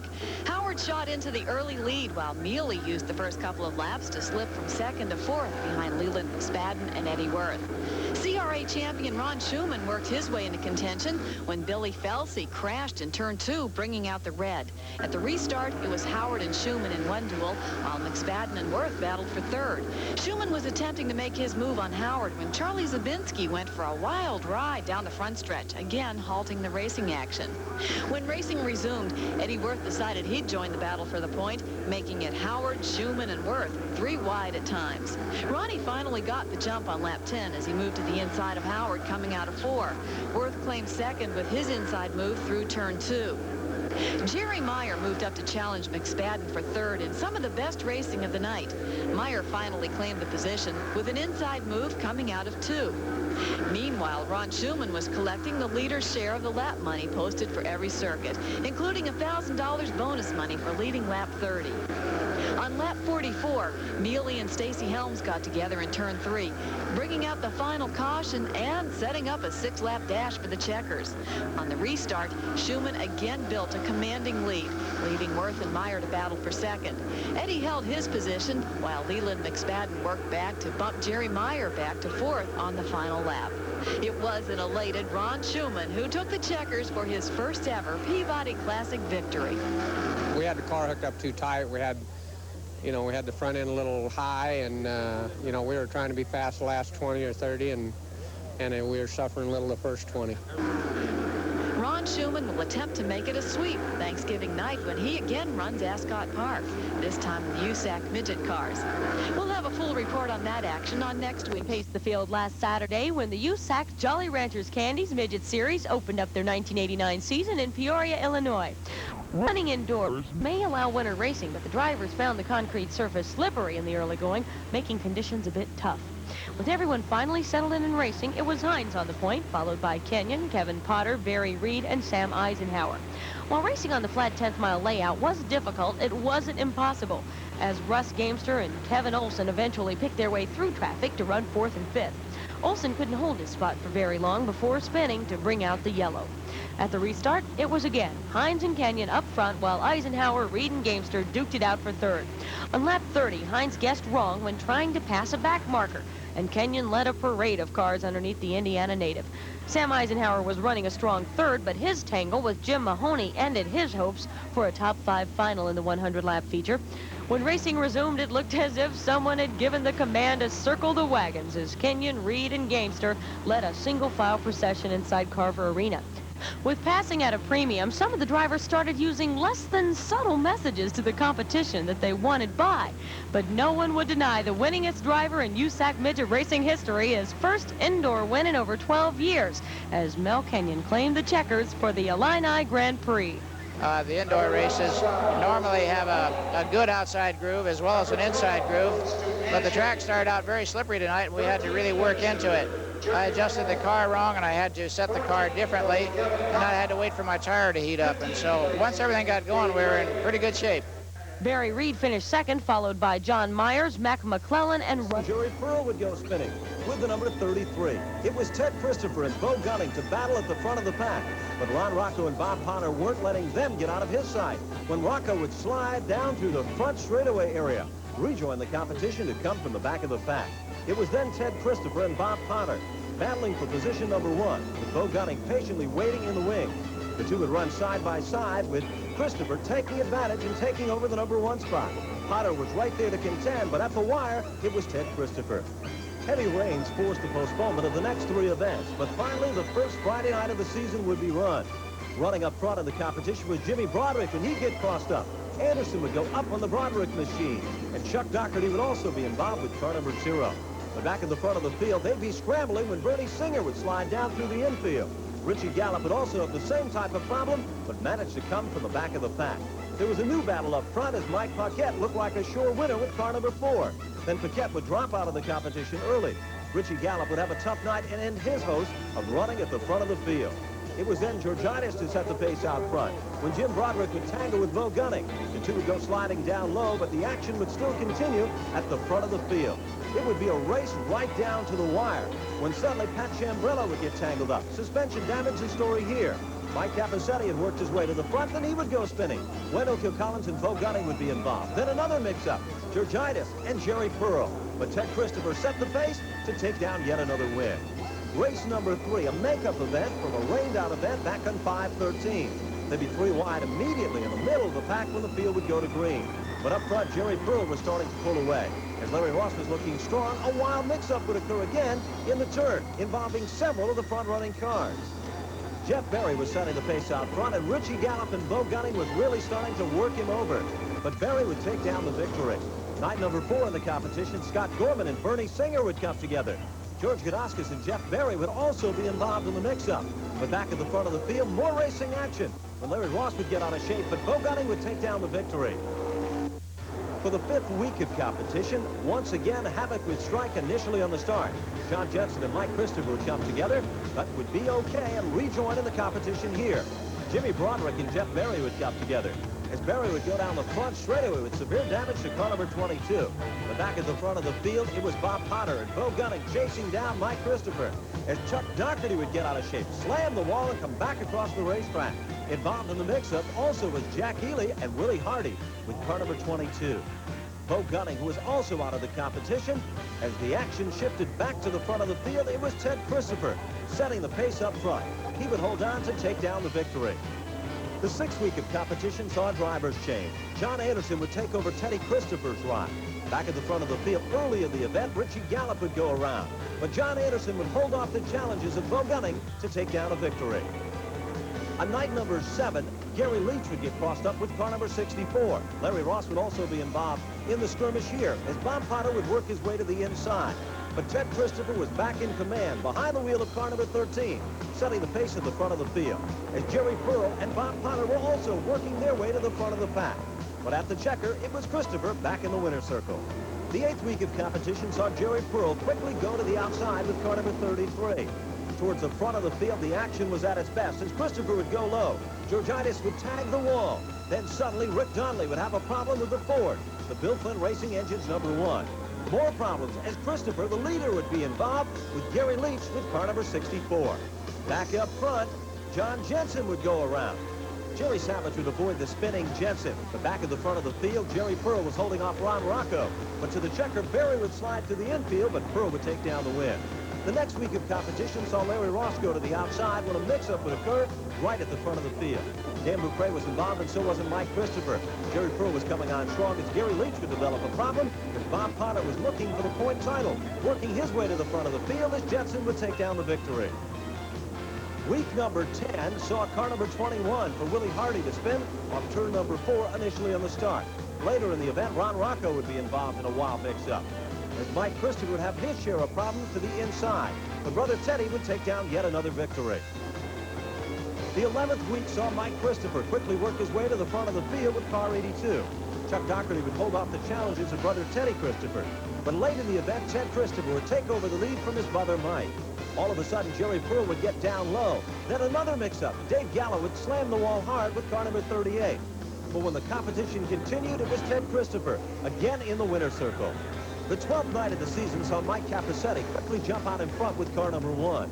But that would be short-lived as Capacetti would have his share of problems, spinning early in the event, sliding down through the infield and losing several positions on the racetrack. But Ted Christopher again was the shining star of the show. Christopher was already starting to expand his lead, but Bob Potter and Jerry Pearl were working their way to the front of the field, and so wasn't Eddie Spires. Spires was maintaining the number 3 spot with the Christopher brothers running 1 and 2. It was Ted Christopher to take down yet another victory. Lucky night number 13 of the season started with bad luck for Wendell Kilcollins as he'd go spinning with car number 84. But Ted Christopher puts car number 13 right at the front of the pack. Rick Donnelly ran well with the Ford, but had a mechanical problem. As Mike Capacetti was setting the pace, Ted Christopher would get crossed up. Down off the turn, he made contact with Eddie Spires. Going around was Richie Gallup. Then suddenly, a wild pig pile on the front straightaway. Jerry Pearl was literally up on top of another automobile. But Ted Christopher was back in the winner's circle again. The action shifted to daytime competition for the Pentax 150. And Bob Potter, who was running up front in the point standings, was setting the pace out front. Jerry Pearl would have a problem with the left front tire going flat, and John Anderson, driving car number X6, would spin and come back across the track. But it was Bob Potter to set the pace to take down the victory. The fall final was the final modified event of the season. John Anderson ran strong but had a problem with car number 89. He would spin but come on strong late in the event. Ted Christopher and Richie Gallup would battle right down to the wire until Gallup would go spinning early with car number 50. Eddie Spires would also be involved with the number 3X. But back up front, it was Mike Christopher and Jeff Berry to come together, as Mike Christopher would go for a wild ride down the front straightaway. But Teddy Christopher was still setting the pace at the front of the field. Bob Potter was hunting him down when Eddie Leclerc would go for a long, dusty ride down through the center of the infield. But Ted Christopher would hold off the pressures, as Bob Potter would apply them heavily in the closing laps of this event. Another victory for Ted Christopher. For Teddy Christopher, it would be 9 feature event victories for 1988. But Christopher would still fall short of securing the championship title at the Stafford Motor Speedway. But Bob Potter won 500. And short track controversy and destruction. And ending with Donnelly's flip at Thompson. In a few short days, it'll be Christmas time. And the excitement of the winter months here in New England is all around us. It's a beautiful sunny afternoon, and the horses that are located behind me are ready to be hitched up to the sleigh to bring you more of the best of the holiday festivities. Hello, I'm Ben Dodge, and I welcome you to yet another edition of Race Week. On this edition of Race Week, we'll be recapping the excitement for the best of spills and thrills of 1988. It all begins in the beautiful sunny South from Daytona Beach, Florida, for the best of spills and thrills. 1988 got off to a thrilling start during the Daytona 500 when Richard Petty took the most unbelievable ride ever down the front straightaway. But the excitement continued short track style at the New Smyrna Speedway, where Ted Musgrave and Randy Sweet came together for end-over-end excitement. And the competition just didn't stop there. Jim Spencer and Reggie Ruggiero, the controversy and the banging still continued at New Smyrna. A new year, another story perhaps. In the modified division, Jay Hedgecock had crossed up. More smoke than one might imagine sent people scrambling in the pit area. And for George Savory, the mini modifieds got off to a real tough start. One might say that the 9 nights were thrilling all by themselves during Speed Week. And what about Richard Petty doing a wild duet down the back straightaway area?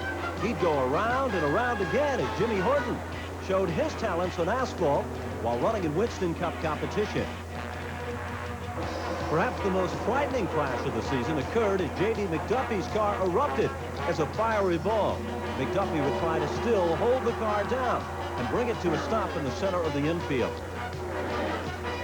The field was now under caution, but McDuffie's car was still flaming as McDuffie would try to remove himself from the flaming and burning Winston Cup car. J.D. McDuffie was taken to the hospital. He would recover from this unbelievable crash at Daytona. Another look at Richard Petty's wild crash that almost retired him from auto racing. Brett Bodine's hard shot to the driver's side of car number 43. And the excitement still continued, with Harry Gant running into his share of problems with the Skull Bandit number 33. But the Bandit car just wouldn't quit and headed back to the pit area. And the Busch Grand Nationals, they had their share of problems too, sending debris into the grandstand area, injuring some of the fans. And the cars, well, they told a different story all by themselves. Back in New Smyrna, Bobby Fuller would have his share of problems. So would John Anderson with car number 13. But there were still more controversial stories from the New Smyrna Speedway.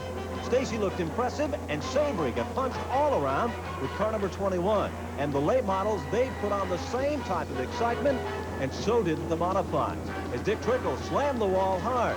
Jay Hedgecock and Tony Jankowiak would have their share of problems too. And Stacy and Savory, well, they battled and duked it out night after night. Jim Spencer, defending Modified Tour champion, would get off to a tough start at Orange County and end his day during the competition there.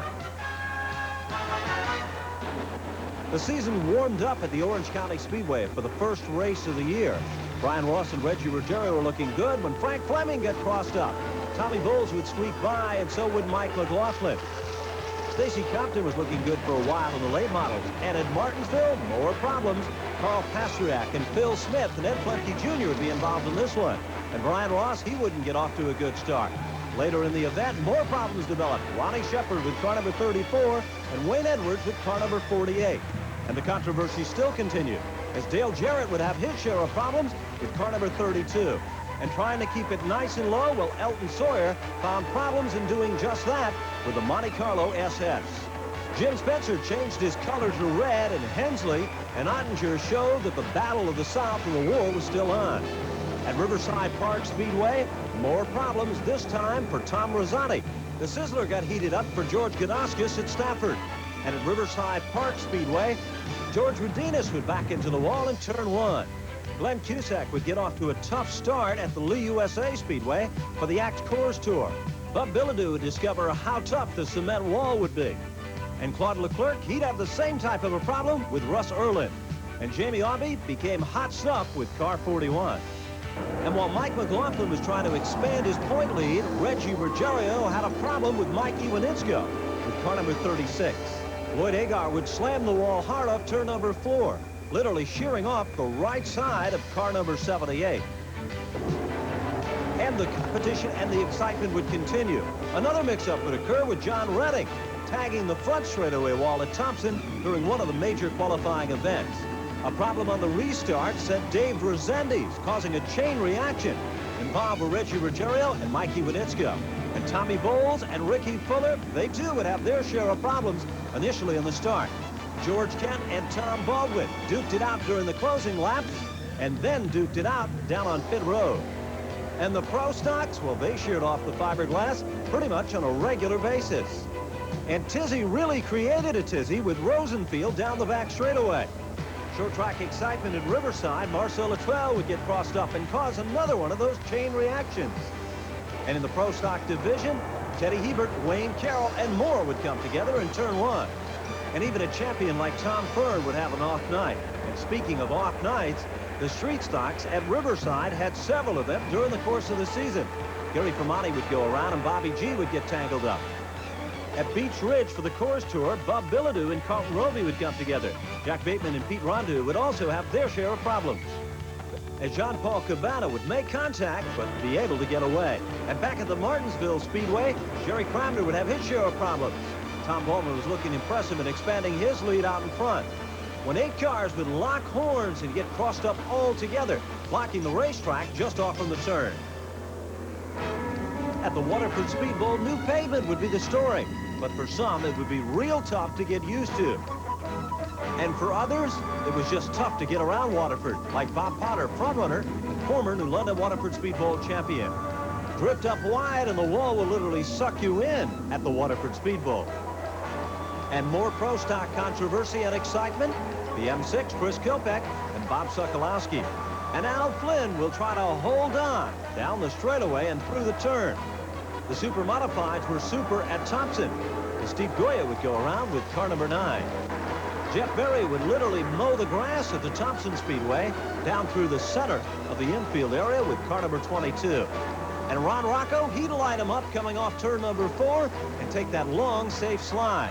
And there'd be more sliding at the Thompson Speedway. Eddie Spires this time with car number 3X. And late model street stock excitement at Thompson saw many a car going spinning and ending up heading down the racetrack even backwards. Swanson and Green do a little bit of paint swapping as Brian McCarthy goes through the smoke to maintain his spot on the outside. Wade Gagner almost makes it by with car number 7. And still there's more excitement. Tommy Tagg gets tagged and goes spinning with car number 3X. And Rondo, he's caught in the thick of this one with car number 41. Then there were the mud bogs from Westfield, where getting dirty was having a lot of fun. Or a quick mail delivery through the mud. The U.S. mail never looked so good.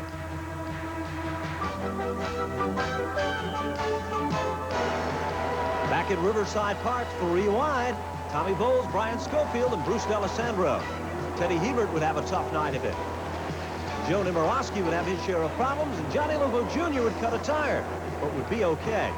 Farino would tag the wall and spark him up all the way down the back straightaway. And at Monadnock Motor Raceway, Bob Newcomb would get his pilot's license with car number 58. And what about some pole vaulting in the Strictly stocks? Indianapolis Raceway Park showcased the modified division, and Steve Park would like to forget this showcase.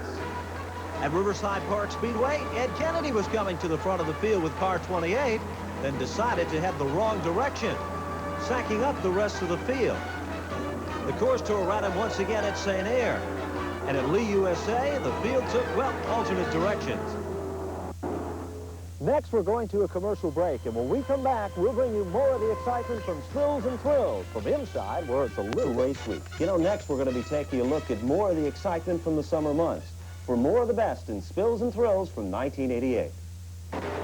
Monadnock Motor Raceway, the Busch Grand National Norse took off through the woods for a while. Jeff Braker would have a problem getting used to Busch GN competition. And modified controversy, the two Fuller brothers got at it, and Jeff Fuller ended up in the woods. He'd take that long dejected walk back to the pit area, ending his day for the competition there. And Mike McLaughlin, well, he had a tough time of getting used to the high banks of Monadnock Motor Raceway, but he just wouldn't give up. Doug Heveron and Reggie Ruggiero would go at it, and Ruggiero would show the worst of the wear with car number 44. Wayne Anderson, Ed Flemke, and Rusty Ball would come together. Mini stocks, well, they would dazzle the folks, running 4 and 5 and even 6 wide at times. And motocross excitement indoors. Bob Skinger would be in search of his first victory at Riverside Park Speedway when he would get crossed up as Teddy Chalmers would come in and T-bone him.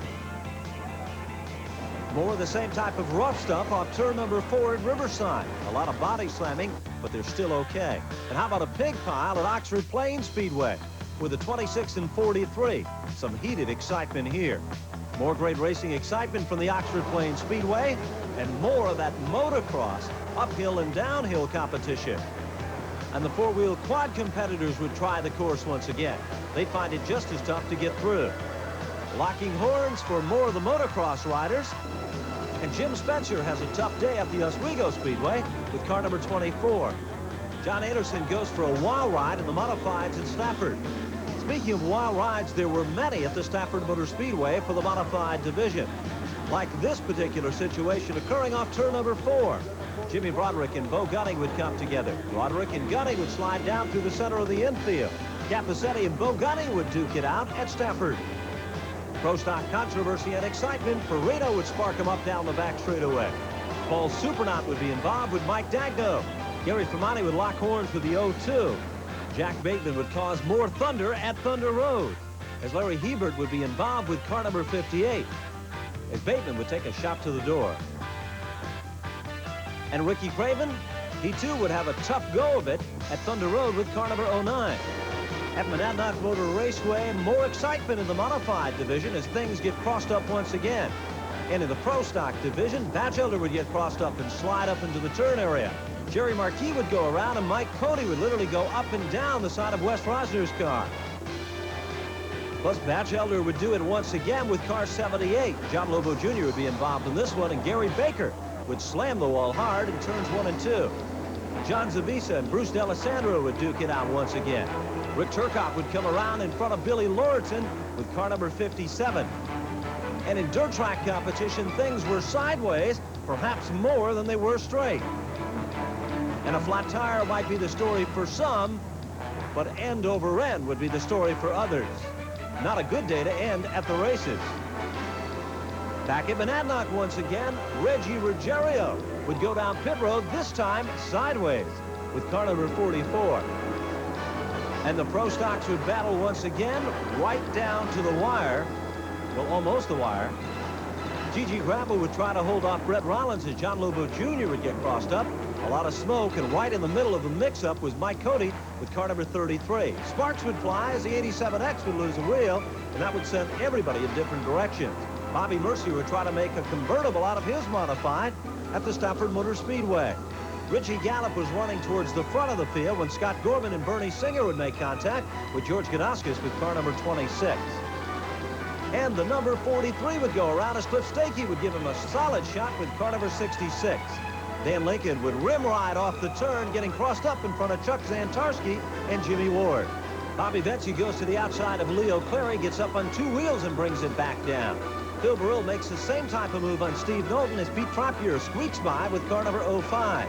2 rookies duke it out at Riverside Park as Ed Carroll III, Scott Hooley, and John Lobo Jr. come together. This shot takes out about 6 to 8 automobiles. Rick Guile locks horn with Paul Lunta as Rob Povereri gets stuck on the outside. Jean-Paul Cabana gets crossed up and goes around with car number 5A. Through the dust and the smoke, they all squeak by. Jim Small and Ron Levesque comes together as Small goes for a barrel roll down the back straightaway with car number 33. And the mini stocks weren't going to let the modified show them up, as the 311 will do the same type of a barrel roll and then land back on its wheels. Reggie Ruggiero and Bruce D'Alessandro declare war on each other as D'Alessandro will hit the wall, then jump out of his car and chase Ruggiero through the pit area. Billy Lordson tries to hold off Jerry Marquis. The Marquis gets crossed up. Chris Kopech goes down through the bottom of the infield. Darren Parente is able to squeak by with car number 80. But Gary Fermani is involved in this one, and so is in Gary Zelonka. At the Thompson Speedway, Willie Hardy gets crossed up and tangles with car number 22. In the Pro Stock division, Art Chartier goes for a wild ride, then slides down the back straightaway area, where Mike Dagno is stuck down on the bottom, creating a lot of dust. At the Waterford Speed Bowl, John Anderson quickly jumped out in front. But behind him, Randy LaJoy and Doug Hoffman would come together with car number 1. And then there'd be more excitement. Jeff Fuller and Reggie Ruggiero would discover an upper groove that didn't exist. In the late model division, a broken axle would send this competitor around with car number 70. He'd go around several times and end up tagging the wall. A broken axle would show exactly what happened on the racetrack. Chuck Zantarski would take it in deeper than most and still be able to continue. At Monadnock, Reggie Ruggiero and Dennis Albro would come together. Kirby Monteith and Rusty Ball would go at it. And then Levesque and Small would make contact in the turn. Street stock controversy, more smoke, and more excitement. In the modifieds at the Stafford Motor Speedway, Jensen would get crossed up coming off the turn. Then Broderick would make contact with Berry while Berry was running up front with car number 22. Chuck Doherty would get crossed up, go around, and make contact with Bo Gunning. Everybody would scramble, and most of the competitors would somehow end up being okay. The Pro 4 division, another wild ride. Some got away, but some didn't. John Zavisa and Brian Schofield would come together. Schofield would go around. The Speed Week. We continue our grassroots discussion, but this time it's about short track sprint car racing. And joining Bob and me is Doug Wolfgang, a star sprint car driver in his own right, and the editor of Stock Car Racing and Open Wheel magazine, Dick Bergman. First, Doug, to you. The state, lots of discussion about it so far, of sprint car racing today. I knew you were going to ask me that. Naturally, it's probably bigger and better than it ever has been. Paying more money, more races that pay big money. The payoffs are better farther back. Unfortunately, it costs a lot of money to do it. It costs the fans a lot to get in. It costs the car owners a lot to do the good racing. The expenses are high. Still, it's better than it ever has been. It probably has room for improvement, and I think that is some of the reason why we hear the so-called USA Sprint Association split from the World of Outlaws. I think it's because of what they feel a room for improvement yet. Well, Dick, you get a lot of input from readers. Can sprint car racing grow? I mean, it is, after all, sprint car racing, not Winston Cup. Oh, I think it can grow, Larry, and I think it's going to grow, in fact. The only concern that I have is whether the USA split with the World of Outlaws that Doug talked about, if that will, in fact, create such a thinning that the races won't be good anymore and fans won't know what to go see. Fans really are in an interesting position. They have an opportunity to vote about the future of big-time sprint car racing. If they support both series, it's going to be terrific. It's going to be much better than it has been in the past. Voting by admission next week. Voting by their admission tickets. Wherever they go to watch the races, that's what is going to survive. Doug, is it as much fun as it used to be when you came into the sport? Or is it too big? Is it too competitive? Well, when I came into the sport, I was only 20, 21, 22, and of course when you're younger, it's always more fun than when you get to be 35 or 36. But it didn't pay what it did then either, and I'm able to make a better living than working at a job in Sioux Falls. I still enjoy it. I just can't wait to get up in the morning and go. I mean, it's the greatest thing I've ever done. I hope never to get old. I know I'm going to. But it isn't as much fun as it was when I was 21. It's a lot of work. It's a lot more professional. and anything that gets to be a lot of work and professionally run seems to take some of the fun out of it. Let's follow up on this USA World of Outlaws split. You have indicated to USA that you will commit to them and run all their races. Why have you chosen them, and will you then run some World of Outlaw races when there are no conflicts? Well, first of all, I haven't indicated nor have I signed a contract with any organization this year. I think that was a rumor, but it was a false rumor. I'm going to, for the reason I'm going to start a new team this year, or I'm with a new team this year. I don't think I have the equipment yet available to me to be able to run one series as hard of a series like the World of Outlaws, to commit to them to run a whole season. So consequently, I'm going to commit to myself and run where I feel like I can do the best job with the equipment I have that weekend available. And because of that, I won't commit to either group. I will run with them both. Dick, money. You know, Doug talked about trying to make the decision where to run next year. Is sprint car racing becoming too expensive? Rick Unger says he can't get a ride because he doesn't have money. Sounds like Indianapolis. Well, it has gotten expensive. Everything has gotten expensive, though, Larry. But too expensive for sprint cars. It's gotten too expensive for some people in sprint car racing. We're seeing sponsorship money pouring into the sport better than it has come into the sport in past. And that's got to help. It will help. And I think if the sponsors are satisfied with what they see, it's going to make a big change in sprint car racing. But the sport has got to clean its act up, too. The facilities are, gee, they're not up to 1989 or 1988 standards by a long shot. Most of the racetracks look like they were built in the 50s, and little has happened to them. And that's not conducive to bringing outside money in. What about that, Doug? Do you fear some racetracks? I don't really fear them. In fact, some of the insurance companies have helped more so than anything else in cleaning up some of the facilities as far as safety fences and so forth. And without the insurance companies doing that, they would be probably 1950 standards. But again, the facilities are not there. There are not enough facilities, in my opinion, to be conducive to running two large groups, two USA and World of Outlaws, two Winston Cup groups. There's just not enough. And because of that, I fear that one of them will not make it, or one will have a tough time making it, because more or less because of the facilities at hand to run them. Which one is not going to make it? Don't ask me. Don't put me on the spot. Well, we'll talk about that and other subjects. When we return, we're talking with Doug Wolfgang and... The most exciting, action-packed racing you'll ever see. Call 1-800-992-VIDEO. Sprint Car Thrills or Sprint Car Classics Volume 1, just $59.95. Both available in beta or VHS. Call 1-800-992-VIDEO. Dick Wallen Sprint Car Thrills or Sprint Car Classics, just $59. It's becoming more like Indy cars in that owners and manufacturers are becoming more involved in the actual running of the sport. There are two primary sprint car construction companies, and each supports a different national sanctioning body: Gambler, the World of Outlaws, and Challenger, the United Sprint Association.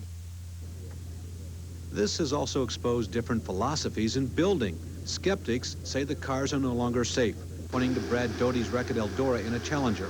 Doug Wolfgang had just stepped out of this car. The accident left Brad paralyzed from the chest down. Others have singled out this incredible sequence during a Knoxville Nationals preliminary. Most of these cars raced later that night. Weight is the driver's prime consideration. He'll sacrifice everything to gain an advantage. He is so competitive that sometimes they do forget safety. And I don't say that derogatory towards the drivers, but they do forget safety when they become so competitive they want to win.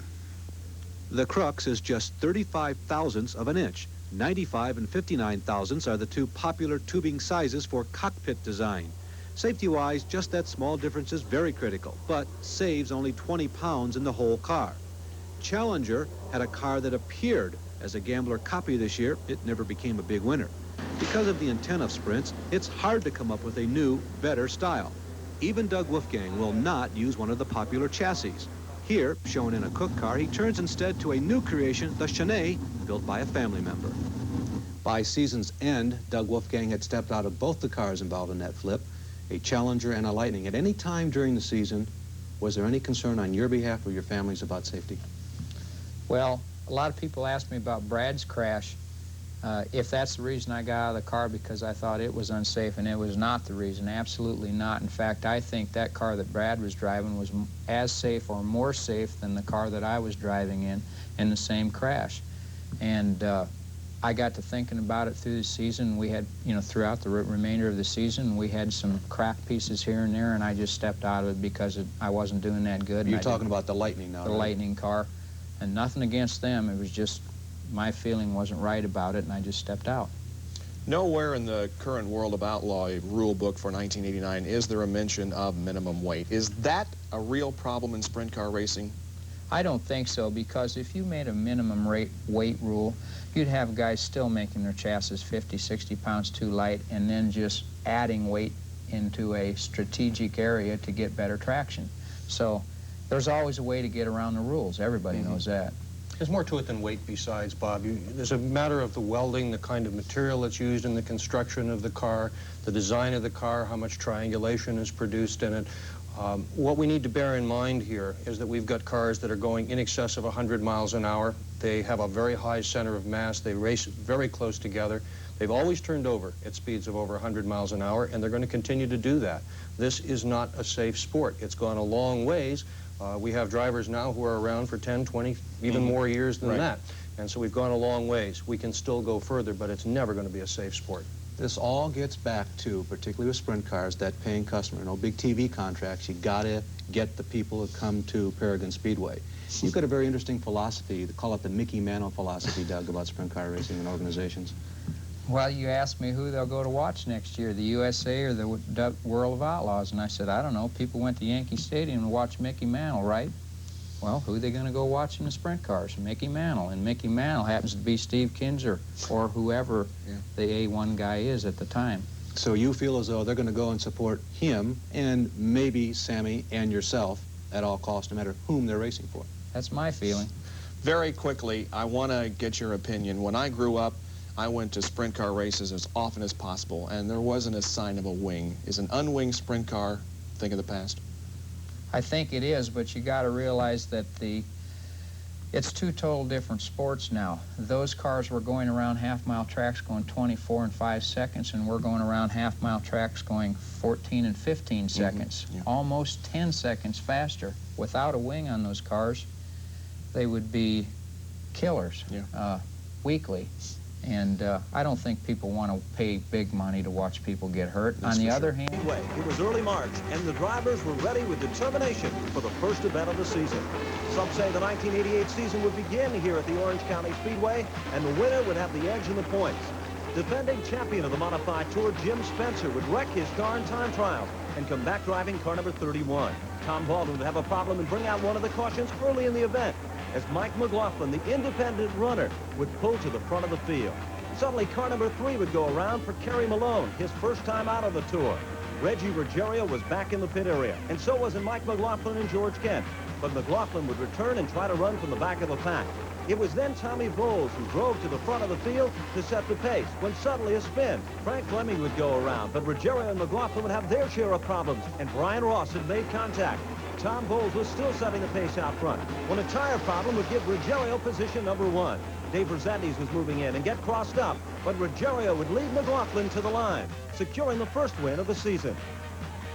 The next stop for the Modified Tour was at the Martinsville Speedway, and Jan Leedy, who didn't qualify at Orange County, would set on the pole with car number 25.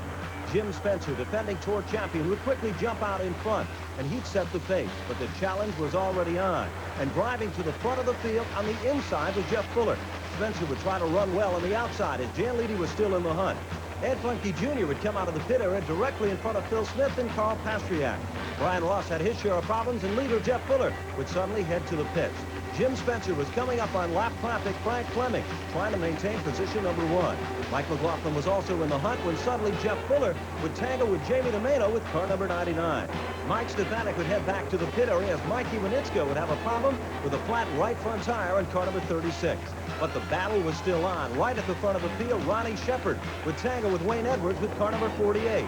But Jim Spencer would hold on to secure the victory at the Martinsville Speedway.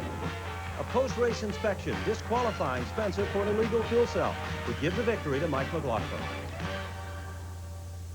The third race of the season was the first event in the Northeast. It was at the Thompson Speedway in Thompson, Connecticut for the running of the Icebreaker event. Jamie DeMato would set up front, Brian Ross to the outside of the front row.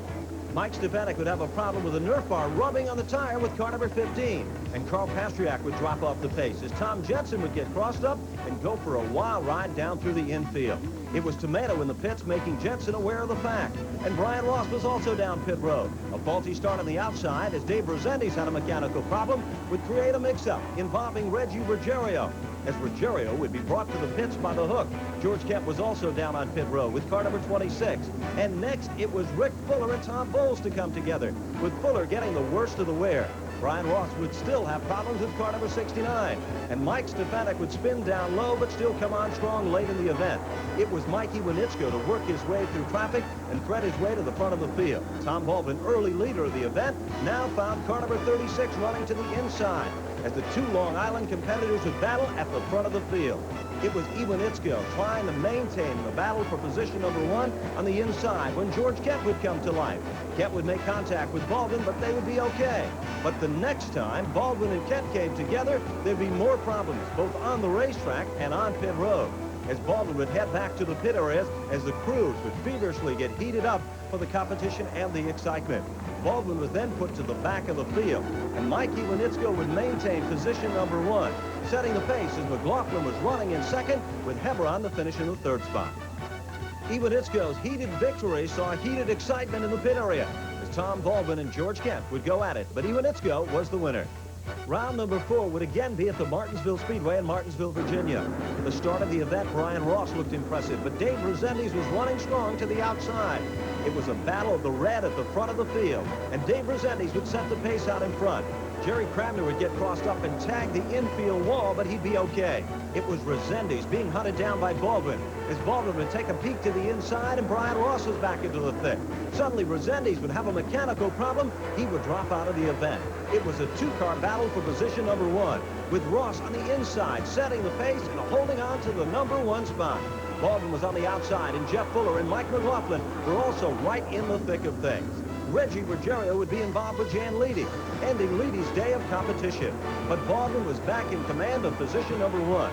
McLaughlin was right there in his back bumper. As Baldwin was setting the pace, Jeff Fuller and Jim Spencer were also moving in a battle among the top 5. Spencer, a little bit out of shape, saw Tomato get crossed up. Then down the back straightaway, another massive mix-up. This time involved was Mike Iwanitsko, Donald Satch Worley, along with several other front-running cars in the competition here. But when the field went back to green, it was Baldwin who would try to maintain the number 1 spot. Mike McLaughlin and Jim Spencer were all over the black number 7, still trying to pick up another victory on the modified tour. McLaughlin would go to the outside, and Baldwin would try to maintain and work over his groove, setting the pace at the front of the field. Lap after lap, the battle would go. McLaughlin would try to run the inside groove, but it was still Baldwin setting the pace out in front, somehow maintaining position number 1. Jim Spencer was not letting either of the two get out of his sight, as McLaughlin would bid for it late in the event, but Baldwin would be the car that would secure a victory from the Martinsville Speedway. In the first 4 events of the NASCAR Modified Tour, there were 4 different winners. The point standings after 4 would look like this. Mike McLaughlin would lead with 690 over Jeff Fuller in second with 589. Third was Kerry Malone with 561 over George Kent with 544 in fourth. And fifth was Tom Bowles. Hubert Joyer was looking impressive and moving back in to maintain the number 1 spot in the NASCAR Winston Modified Tour point standings. But next they would move to Indianapolis Raceway Park for the first event ever to be held for NASCAR Tour Type Modified. There was an impressive group of cars assembled in the pit area, and the drivers were ready, anticipating the start. The fans were on the edge of their seats in excitement. Winston Cup driver Ken Schrader would set the pace at the front of the field. Mike McLaughlin was right there in his back bumper, and McLaughlin would move to the inside. The two would battle lap after lap, but McLaughlin was now out in front. But Schrader was still working him over, and Schrader would move to the inside to challenge for position number 1. The two would be pretty much evenly matched, then Schrader would set the pace out in front. Suddenly, Steve Park would slam the wall hard with car number 81. Park's car was severely damaged as pit road excitement became restoring. Tires were the story at Indianapolis Raceway Park as McLaughlin was coming through traffic impressively. Rick Fuller was doing the same, and so was it Reggie Ruggiero. Ruggiero had started to move in and challenge Mike McLaughlin. but McLaughlin was setting the pace and maintaining the groove at the front of the field. Ruggiero would now make the move to the outside, but McLaughlin would suddenly slam the door, forcing Ruggiero to make the move back to the bottom side of the racetrack. The two would battle lap after lap, but McLaughlin would still somehow maintain the #1 spot as Rick Fuller would move in and run the outside. But Mike McLaughlin would still maintain the #1 spot to take down the victory from Indianapolis Raceway Park. The next stop on the NASCAR Winston Modified Tour was Monadnock Motor Raceway, and Doug Heveron would draw #1 with car #1. This would be the first stop of the tour at a quarter-mile facility, and Doug Heveron would lead Dwight Jarvis into turn #1. Mike Stefanik, a veteran of Monadnock, had already worked his way to contend towards the front of the pack. Jeff Fuller was running the outside of Rick Fuller when suddenly contact would be made, and Jeff Fuller would end up literally in the woods with car #21. And Tom Baldwin, he'd have a tough day, as Jeff Fuller would head back to the pits. It was mighty Mike Stefanik to dominate up front. Ricky Fuller was moving in and holding on to second when Ruggiero, another strong runner at Monadnock, was setting in third. Brian Ross and Mike McLaughlin would make contact as McLaughlin would go around with car #12. But the competition would still continue, with Dave Rezendes showing the worst of wear with car 79. The #4 would go around for Brunhosel as Rezendes would take the long rejected walk back to the pit area. It was Tom Bowles to run the outside impressively, as Wayne Anderson would try to keep it nice and low. When Doug Heveron and Reggie Ruggiero would come together, Rick Fuller would go around, but sheet metal damage would be the story for car #44. Doug Heveron's good luck had ended with disaster, as Ruggiero's car was checked over by the NASCAR officials and sent to the pit area. The 44 race team would remove the dragging sheet metal, and Ruggiero would now have to do it from the back of the pack. The stage was set, the restart was ready, and the competition was about to begin. Mike Stefanik was still at the front of the field when suddenly a mix-up would occur. Wayne Anderson would go around with car #15. Ed Plenke Jr. would be involved in the mix-up too. Back at the front of the field, Jamie DeMano was trying to work his way for a top 5 finish. Rick Fuller was running strong when George Kemp would develop a problem with car #26. And Mike McLaughlin was fighting to get to the front, but Mike Stefanik would end up the victor and secure an impressive victory at Monadnock. Race #8 was at the Oswego Speedway in Oswego, New York, and Jim Spencer would return to modified competition once again. The field was set, and Jan Leedy and Spencer would be setting right up front. But the challenge would already develop for position #1 before one lap would go into the record books. Leedy would try to maintain the #1 spot, but Spencer would still work him over impressively on the inside. It was then Brian Ross who showed some talent and moved to the outside to challenge Spencer for position #1. Brian Ross looked so impressive, taking over the #1 spot from Jim Spencer. Ruggiero was coming to the front also and would try to work over Spencer when Rezendes would go around with a flat tire with car #79. Mike McLaughlin was in and out of the pit area with car #12, and Spencer would now have to do it from the back of the pack. Leedy would have his share of problems with car #25, as Ruggiero would tuck it down low to try to take over position #1. But Ross would not let Ruggiero get out of his sight. It was Hirschman who also would run strong in the front pack of cars. But Brian Ross was still setting the pace out in front. Doug Heveron was working his way to the inside as Kerry Malone was slightly off the pace with car #3. Jim Spencer would then tag the wall with the #24 and literally stop on the racetrack. It was still Brian Ross maintaining the #1 spot, but the pressure was on and Reggie Ruggiero and Hirschman was applying it. But at the checker, it was Brian Ross to take down his first tour win of 1988. Mr. Personality, Brian Ross has added his name to the impressive list of winners so far on the Modified Tour this season. Next, we're going to be taking another commercial break, and when we come back, we'll be venturing back to the Oswego. To the Oswego Speedway, the stage would be impressive. The best of the Modified Tour were assembled once again. They'd come down and look for the green, with Tom Baldwin and Brian Ross setting right in the front row. Row #2, it was Mike McLaughlin and Jan Leedy. But under green, Ross would look quick at the front of the field. Tom Baldwin would challenge Leedy for the #2 spot when Leedy would go around. Involved in this one was car #21 for Jeff Fuller and the 12, the point leader of Mike McLaughlin. Eddie DeHunt would also be involved with car #9, and Dave Rezendes would set up sparks as he'd head to the pits. Ruggiero would again have sheet metal damage, and he'd rejoin the competition. It was still Brian Ross running strong at the front of the pack when Steve Park would slam the wall hard with car #81. Park would be out of the competition. And back at the front of the field, Rick Fuller would have his hands full with Randy Hedger. Mike McLaughlin would go around with a flat right rear tire on car #12. It was George Kent and Reggie Ruggiero to battle lap after lap when Ruggiero would drop off the pace. Carl Pastriak and George Kent would battle once again, with Tom Bowles doing a nice job of picking up spots one at a time. But back at the front of the field when the checkered flag would wave, it was Brian Ross back in the winner's circle at Oswego. Race number 10 of the Modified Tour was at Riverhead Raceway, and the big news here was a brand new car for Mike McLaughlin and the Sherry Cup crew.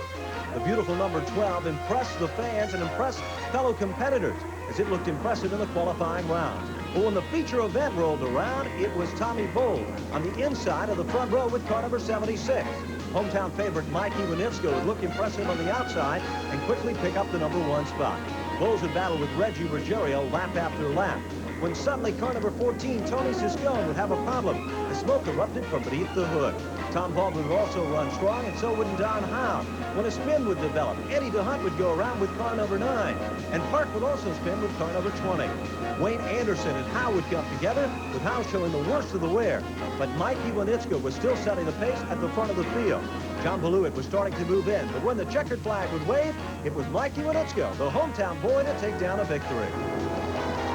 At the Jennerstown Speedway, on a hot, steamy July weekend, it was Tommy Bowles to set in the winner's circle for his first victory ever on the NASCAR Winston Modified Tour.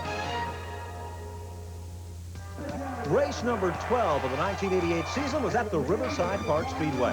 And what a popular event. Reggie Ruggiero, one of the regulars at Riverside, would definitely become a factor in this event. The mighty NASCAR Winston Modified Tour was set. Mike Stefanik and Stan Greger were setting in the front row. John Rosati and Carl Pastriak making up row number 2. But at the front of the field, it was Mike Stefanik to set the pace, when Mike McLaughlin and John Rosati would start to thread the needle and work their way to the front of the field. Jamie Domeno would tag the front straightaway wall, and the end results would be smoke and some suspension damage to car number 99. As Tomato would spin on the racing surface, another mix-up would occur on the restart.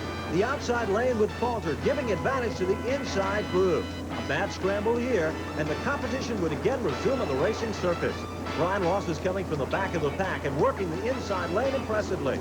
It was still Mike Stefanik running out front. Stan Greger was maintaining the number 2 spot. With Ruggiero on the outside, Ross was definitely more than just a factor in the inside groove with car number 6. Ross would skillfully work his way on the bottom side of the racetrack. Stefanik was still maintaining the number 1 spot, but the question was for how long. It was Stefanik and Brian Ross duking it out for position number 1. Stan Greger and Reggie Ruggiero and Mike McLaughlin were still contending among the top 5, when Brian Ross would quickly take over position number 1. Lap traffic would be the story, but Ross was still setting the pace. Further back in the pack, Jeff Fuller and Tom Baldwin were battling to get to the front of the field. And so wasn't Dave Resendiz in hot pursuit of George Kent with car number 26. 3 wide in the squeeze play would force Resendiz out of the competition with car 79. While the field was under caution, Mike McLaughlin would pick up a valuable spot on the racetrack. But Brian Ross would set the pace and dominate the racing action at Riverside to the Budweiser checker. This would be another special victory for Brian Ross, and special to the competitors in attendance at Riverside. The pit contest was one of the reasons why. Mike McLaughlin and the Sherry Cup crew turned in an impressive time, but it wasn't quick enough. But Tom Baldwin's crew was impressive. The story here would be to change right side rubber. And again, Baldwin's crew would be among the fastest in the pit area. Baldwin would quickly get away. His time would be more than just impressive, 18.264. to win the impressive pit contest at Riverside. Still, that way saw the NASCAR Winston Modified Tour set to go the distance. Mike McLaughlin and Jeff Fuller would be standing right up front when the field would go to green. It would be McLaughlin to quickly move out in front and start to pull away. Fuller would have his share of problems on the outside groove. But off the turn, brother Rick Fuller would get crossed up and go around with car number U2. And the 44, a problem, would be the story as car number 44 would head to the pits. Mike McLaughlin was also back down pit road with car number 12. It was Jeff Fuller still setting the pace at the front of the field. A strong contention here among the top 5 was Donald Satch-Worley. Jim Spencer and Mike McLaughlin were trying to work their way back to contend at the front of the field.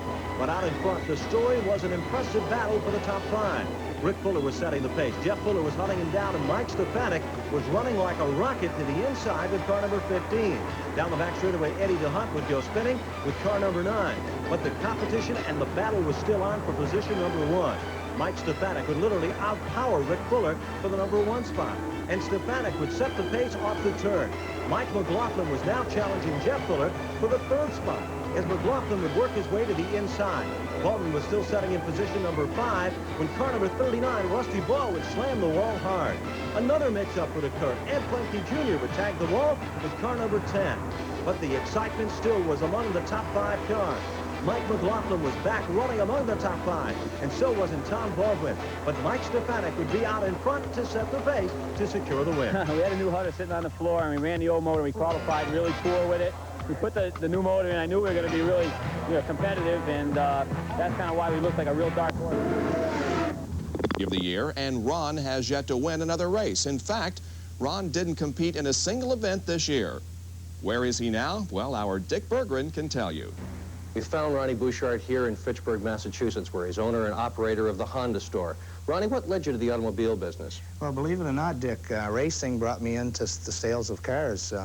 Back when we first started in Winston Cup racing, I brought trucks, cars back from the South and sold them in a used car lot. And then was fortunate enough to meet Jack Billmeyer at one of the races at Daytona, and he helped me to obtain the Honda franchise with some help from Dick Brooks. You used to race a lot. When was the last time you raced? Well, believe it or not, Dick, it'll be 2 years this year, the spring race at Talladega, and haven't really been in a race car other than doing a little testing with my son, Robbie, who started racing. You miss it? I really do. I wish we could come back and put something together. What's the part of it that you missed the most, Ronnie? I think the people, competing. It's something that gets in your blood. Racing, and a lot of the fans out there know that racing gets in your blood. You like to watch it or you like to do it. I used to race 40, 50, 60 races a year, and when that stops, there's something missing. Ronnie, you're one of many who has won at Talladega and nowhere else. What happened? Not really sure, Dick. We did win early. After that, there was a lot of seconds, thirds, fourths, fifths. There were races that, we could sit here and count back probably 10 that you really had a chance to win. Daytona won July 4th. We ran out of gas with 2 laps to go, leading the race with a straightaway lead. We come in, got gas, and went back out and finished 4th. So there were races we could have won. But it seemed like when it would get close to the end, we would talk ourselves out of winning a race. And that can happen, and I'm sure there's a lot of other drivers that can sit and say, gee, that... King of the Outlaws, Steve Kinzer, swept the table in the barnstorming game of sprint car racing. He won 46 races, including a... Resumed its excitement at the Riverhead Raceway once again. And Bob Park, one of the regulars, would be starting right up front on the inside of the front row. Outside of him was Donnie Howe with Reggie Ruggiero hunting him down initially in the start. Rick Fuller would have a problem, but would be able to rejoin the competition. And Brother Jeff, well, he'd have a tough time driving car number 4. Spin early in the event, have a tire problem, then rejoin in the competition. While all this was happening, Reggie Ruggiero was coming back to the front of the field and would run the outside of the racetrack, going around Howe to work his way to contend up front. A spin early in the event sent Steve Park around with Brian Ross spinning, but rejoining the competition, threading the needle, working his way back up to the front of the field. While this was happening, Bob Park was setting the pace out in front and maintaining the #1 spot to take down a major win at Riverhead Raceway. The NASCAR Winston Modified Tour then moved on to the Oswego Speedway, and Winston Cup driver Kenny Schrader became one of the stars of the show. Mike McLaughlin quickly jumped out in front, and he'd set the pace, but Tom Baldwin was moving in and challenging. But the real battle was between Brian Ross, already in the winner's circle in the major events at Oswego during 1988. Ross had dialed himself into the #2 spot, and Dave Resendiz was also challenging. Then out of nowhere would come Kenny Schrader. The Winston Cup driver looked so impressive in the modified. Tony Hirschman was also coming to the front of the field when Jan Leedy would develop a problem and drop off the pace. Dave Resendiz would cut a tire and go spinning with car number 79. And Reggie Ruggiero would be back in the pit area. Tom Baldwin would return, and Ruggiero would come back out with fresh rubber on car number 44. It was McLaughlin being hunted down by the TJ Toyota team of Schrader and Brian Ross. They'd work him over lap after lap, but McLaughlin would show the talents of a true champion and maintain position #1. It was Schrader on the inside, with Ross hooked up on the outside. Consistently, the two would apply the pressure, but McLaughlin would take down the victory. I just run the bottom. I see him outside of me. When I'd see him right there, I'd give him the room. And when I see that he could get alongside me getting in the corner, but then he'd lose it in the middle, then I could go back to running out to the wall coming out of the corner. Kenny Schrader, he's a hell of a race car driver in my book. Anybody to go into a strange division and run as well as he does, man, it's definitely a professional race car driver. My car got a little too tight. We were a little too tight on the setup tonight. I miscued a little bit on setup after the heat race. I was a hair loose in the heat, and so I tightened it up and just tightened it a little too much, and that hurt me up on the outside. But I'm happy with our finish tonight, and it's good to race that hard with somebody for 75 laps and come out of it that good. The 16th event of the season would shift to the Thompson International Speedway for the running of a qualifying event for the Winston 300.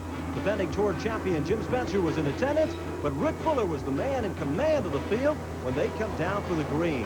Fuller was out in front, and further back in the pack, there were still some problems developing. But it was Fuller setting the pace out front. Mike Stefanik, using horsepower to the advantage, would challenge Rick Fuller for position number 1. But Rick Fuller was still maintaining the number 1 spot when suddenly Tom Bowles would spin with car number 76. Reggie Ruggiero would have a problem with a flat left front tire. Then Rick Fuller, Mike Stefanik, and Brian Ross would head to the pit area. The action was now on pit road as Mike McLaughlin was also in the pits, and so wasn't Jim Spencer. Back to green flag conditions, it was Reggie Ruggiero setting the pace once again at the front of the field. Suddenly, Doug Heveron would go around with car number 1. But back up front, it was Stefanik and Ruggiero battling lap after lap.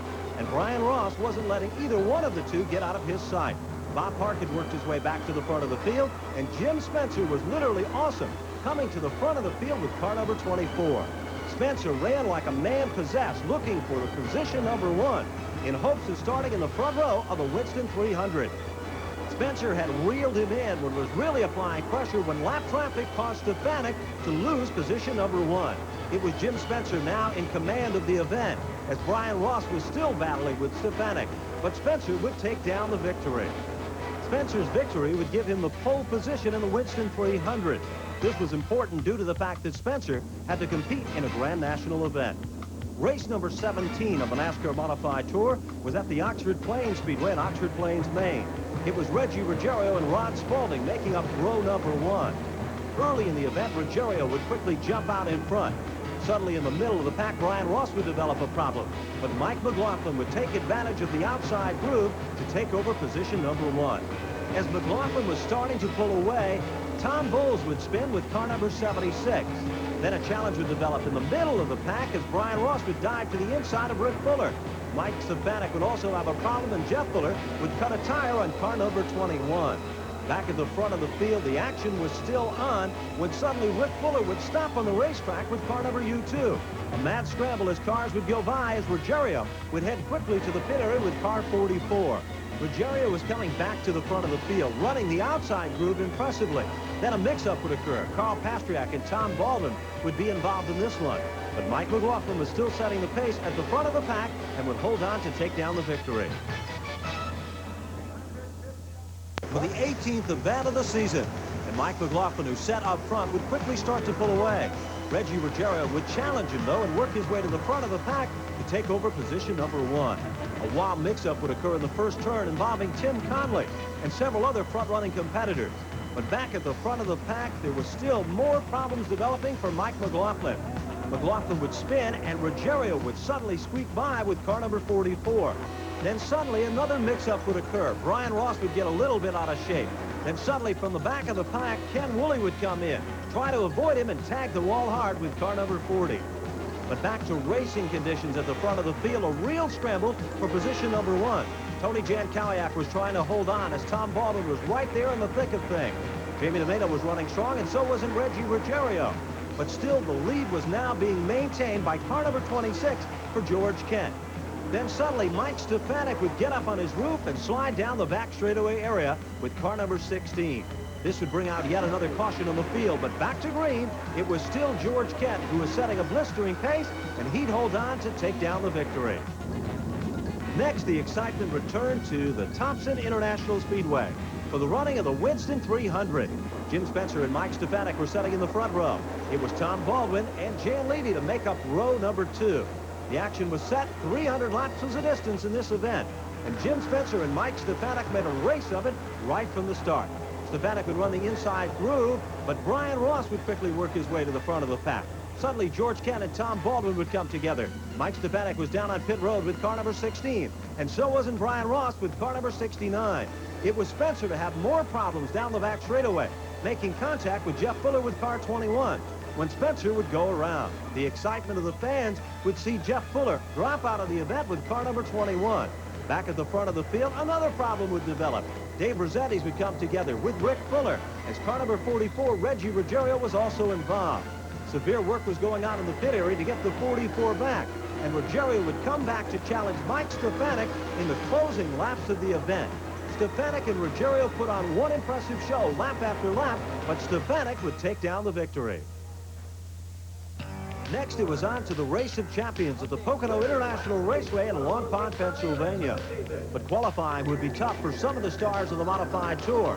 Reggie Ruggiero would develop a carburetor problem and would be forced to use a provisional starting spot to start the main event.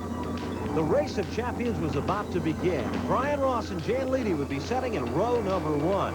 Initially, the best NASCAR modifieds in the country would take the green.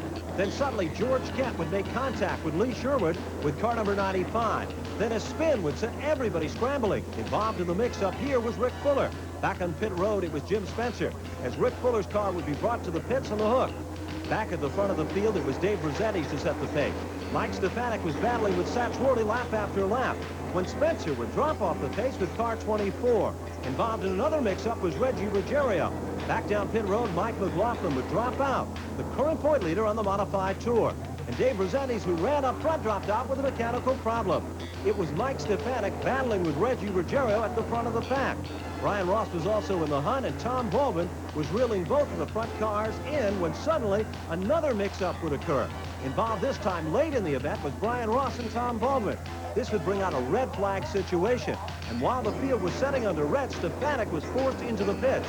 This gave Ruggiero the number 1 spot, and he'd hold on to take down the Race of Champions. Michael Stefanik had a little bit of bad luck, but racing's all luck to me. That's the way I look at it. And we happened to come out ahead today, and I'm just grateful for our crew for doing a great job. And when I sat over there for that lengthy red flag, ridiculous red flag, thing just went flat, and that's that. Next, the NASCAR Winston Modified Tour would move to Owego, New York, the Shangri-La Speedway. Randy Hedger, one of the hometown favorites, would be setting right up front in position number 1. Hedger would start to pull away, but a challenge would develop early when sparks would fly and send several cars spinning. Bobby Park would go around with car number 19. Involved in the mix-up was also the 3 of Tomeno and S.J. Avancic. It was Reggie Ruggiero to try to maintain his spot among the top 6 cars. Mike McLaughlin was running strong when Ruggiero would drop off the pace. Tim Conley would spin with car number 42 down through the center of the infield. Back on pit road, Reggie Ruggiero would drop out with mechanical problems. While under caution, Mike McLaughlin would pass Randy Hedger to take over position number 1. Amidst controversy, Mike McLaughlin was now the leader of the pack, and he would maintain that number 1 spot to hold on to take down the checker. This victory would give Mike McLaughlin his 5th win of the season. He was now back in position number 1. Mike McLaughlin has secured was the running of the World Series. NASCAR Winston Modified Tour favorites like Tom Bowles and Dave Rossetti's would be starting right up front in row number 1. It was Rossetti's to quickly jump out in front, but Rick Fuller would run impressively to the outside with car number U2. Mike McLaughlin was also running strong to the outside of Tommy Bowles. Brian Ross was also moving in. Lloyd Agar would tangle with Rod Spaulding, and Tony Jankaliak would get away, but Rich Clark would show the worst of wear. Reggie Ruggiero would head back to the pit area with car number 44, but it was still Rossetti's to set the pace out in front. Tom Bowles would challenge on the inside when Tomeno would spin with car number 3 down the back straightaway. Back at the front of the pack, it was still Tom Bowles battling with Rossetti's. When Bowles would take over the lead, Rick Fuller would squeak by, and Tom Baldwin would try to work his way down under Rossetti's to take over position number 3. The two would battle lap after lap until Baldwin would take over the spot. Brian Ross would try to make the same type of move as Mike McLaughlin would patiently wait in the wing. Carl Pastriak would develop a problem. Mike Iwanitsko would make contact but be able to get away as Pastriak would drop out with mechanical problems with car number 75. Then Bob Fuller would tag the wall backward with a fire erupting beneath car number 17. Mike Stefanik was back into the pit area, and Jeff Fuller was also quickly heading down pit road. It was now a battle between Tom Bowles and Rick Fuller, with Rick Fuller taking over the number 1 spot. Tom Baldwin is running the outside groove, and Brian Ross was still waiting in the wing. It was Baldwin out of shape for a moment. Suddenly, Baldwin would cross the track and come around. A mad scramble here as George Kemp would make head-on contact with car number 26. But back at the front of the pack, it was now Rick Fuller setting the pace. He would hold on to take down the victory. Next, the modified tour would move to the Orange County Speedway in Rougemont, North Carolina. But for Reggie Ruggiero, he knew this was the last opportunity. He'd have to beat Mike McLaughlin in this event and run right up front if he ever had hopes of becoming the Tour champion for 1988. Mike Iwanitzko would quickly pull away at the front of the field, and Doug Heveron would develop a problem and stop to the outside of the racetrack. Mike Iwanitzko would develop a problem with the flat. He was the leader of the event. This gave Rick Fuller position number 1.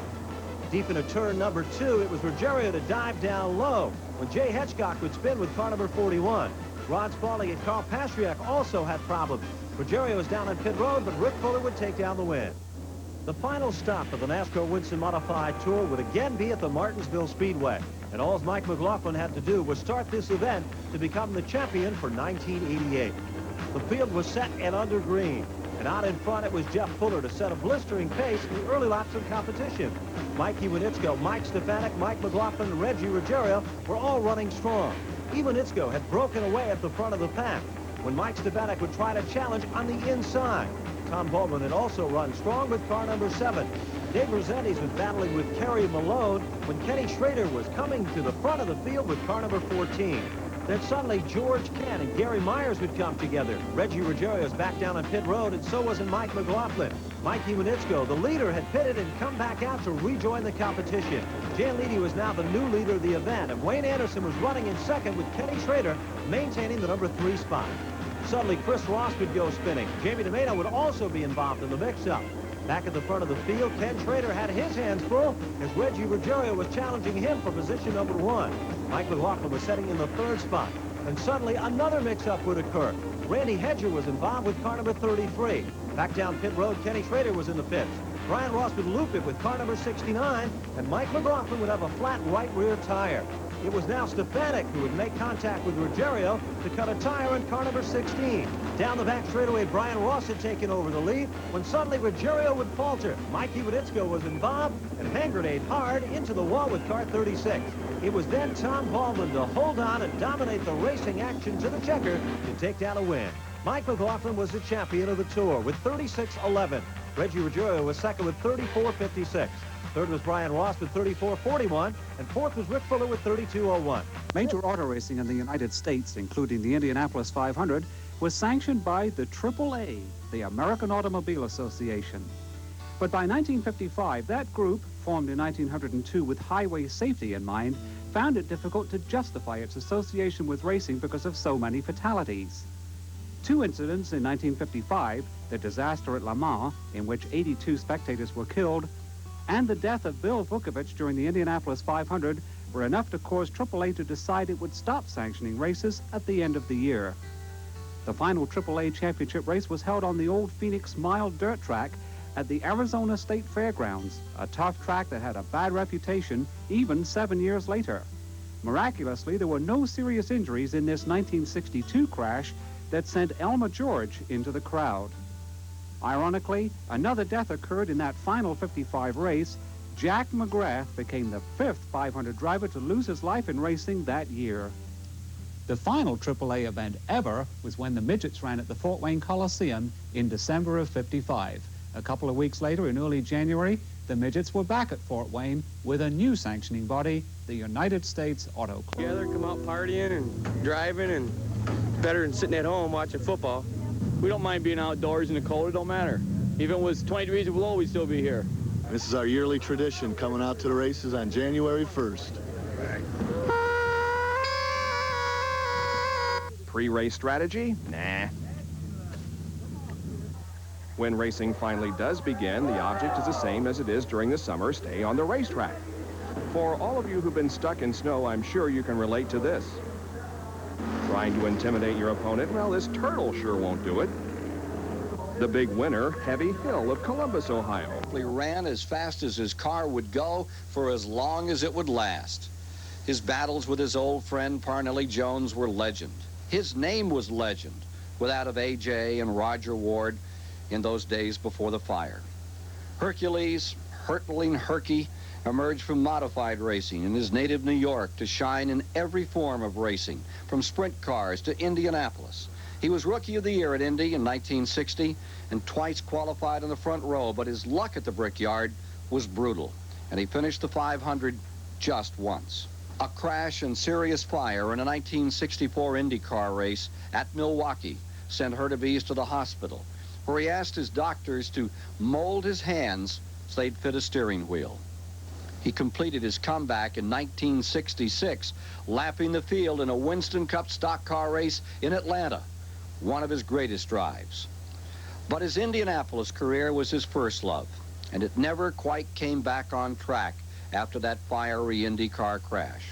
He was a man of enormous personal courage, a guy who was great with a joke, somewhat remindful of Tiny Lund. He loved dogs, he loved fishing, and he loved to tell stories. And now the stories that will be told will be about Jim Hurtubise, dead at the age of 56. Indoor races there, a pilgrimage. Defending Fort Wayne champ Sam Eisenhower had been racing midgets about 100 years and wouldn't usually let a rookie like number 24 Dave Thompson just bump right past him. But as you can see, Sam had a little problem on this particular night, was forced into early retirement. This race has run 30 years. Not once had they run over the judges' stand, and so they have officially now seen everything at Fort Wayne. A couple of bruises here, but nobody really hurt. It was equally tough out there in the corners. Side Memorial Coliseum. The USAC Midgets continued their indoor series at the Fort Wayne Coliseum in Fort Wayne, Indiana. The fireworks started early when at the start of the consolation feature, 3 cars slammed into the starter stand. Fortunately, no one was hurt, but it did slow the action. When the consolation restarted, Dave Thompson and Sam Eisenhower got together, leaving Thompson with the win, while last year's champion was out of the event with a flat tire. The USAC Midgets always draw a crowd, and Sunday was no exception. When the green flag flew for the 100-lap main feature, Russ Gamester and Mike Lang shared the front row, with Gamester taking the early lead. The action was hot and heavy on the Coliseum floor throughout the pack. Number 74, Rich Vogler, was busy trying his hand on the outside as he tried to work through traffic and into contention. Mac McClellan brought out the first caution on lap 10 when he spun, but all it did was rebunch the field with Gamester at the front. Vogler's chances for victory were dashed when he got together with Ted Hines, leaving Rich with a broken suspension and a long ride home. In the meantime, Russ Gamester was having an easy night of it as he worked traffic leading every lap. Kevin Olson brought out the final caution with his spin on the front stretch, but it was only a temporary setback for Gamester as he claimed the checkered flag in front of Mike Lang, Kevin Potter, Jim Hines, and Mel Kenyon. Next stop on the USAC Jolly Rancher Candies Midget Series will be January 22nd, again in the Fort Wayne, Indiana Coliseum. Last Sunday. This is the way the cars look back in the mid-50s. No roll cage or even roll bars. They look a little different these days. Here's the new Beast chassis built by Bob East. And the latest version of the Munchkin that took the Speedrome by storm 2 years ago. New insurance regulations permit no one but officials in the infield for this very reason. No one got hurt here, but a score was shaken up. Often at an indoor race, the pole sitter wins, and such was the case today. Both Rich Vogler, honored as a member of the Aruba All-American team the previous night in California, and Richard Myrie in the Munchkin retired at about the same time. Russ Gamester won, leading all 100 laps, and took over the early midget point lead from Mel Kenyon. Donald Davidson joins me now, and Donald, we lost a good friend last week in Jim Hurtubise. Yes, Bob, always a great crowd favorite and caused a sensation at the Indianapolis Speedway in 1960 when he qualified almost at the first 150-mile-an-hour lap. And when he was accepting the accolades afterwards, he said over the PA, "You think that's something? Wait till next year when Parnelli Jones gets here." He was referring to his close friend, whom he used to travel with, Jim's dog, Prince.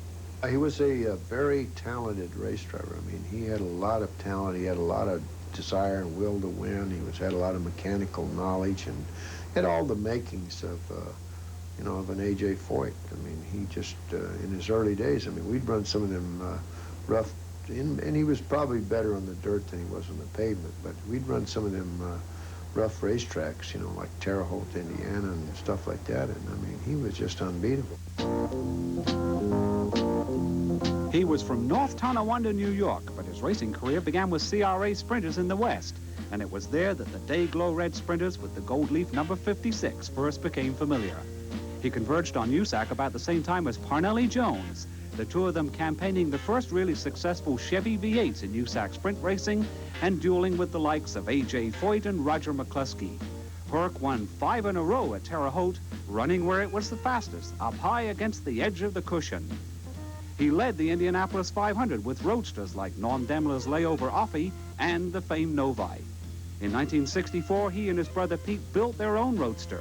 At Indy, he was up to third until the engine blew. Then, in the next race at Milwaukee, tragedy. Roger Ward was in the lead with Foyt and Herc right behind, but the gearbox of Ward's car broke coming off turn 4. Foyt swerved to avoid him, and Herc ran right over Foyt's tail, launching his car into the outside wall. Fire erupted, and Jim was knocked out from the impact as Pete grabbed up 2 heavy fire extinguishers and sprinted to his brother's aid. Herc was burned over 40% of his body and spent months recuperating and had his hands fused into a shape where they could grab a steering wheel. Incredibly, he did return to racing and won the 500-mile NASCAR race in Atlanta, dueling his factory Plymouth against the other factory cars. But this would be his last win. He built a front-engine Mallet for Indianapolis that wasn't that far off at first, but he persisted in still trying to run it years after the concept was outmoded.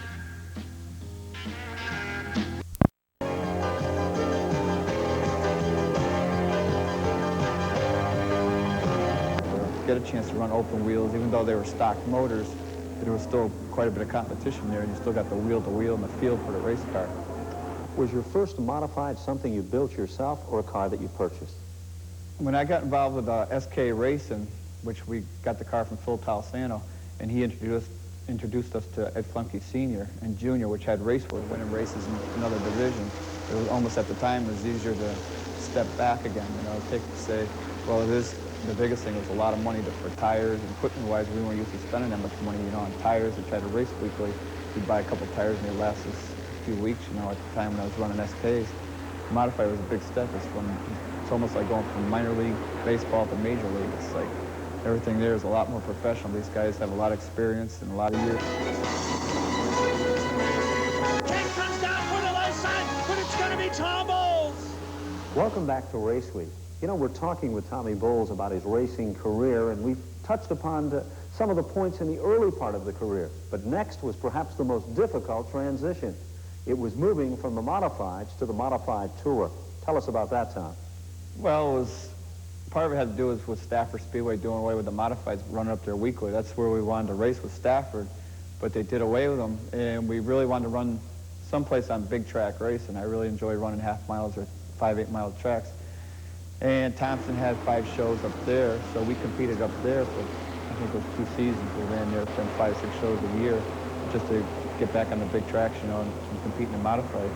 And it wasn't really up till last year where we really ran competitive. It was where we bought actually it was a used Hutter motor we bought last year for the operation. That's what moved us up into just being part of the pack, you know, riding in the last part of the pack all the time. Moved us up into the front half of the pack and put us into competitiveness where we thought we might have a shot at, you know, a chance of winning some races. And that's what we really ended up at. When did you realize that you were going to be able to run the modified tour pretty much on a weekly basis? Yeah, as far as we've been in modifieds, we really haven't competed anywhere weekly as far as for a whole schedule.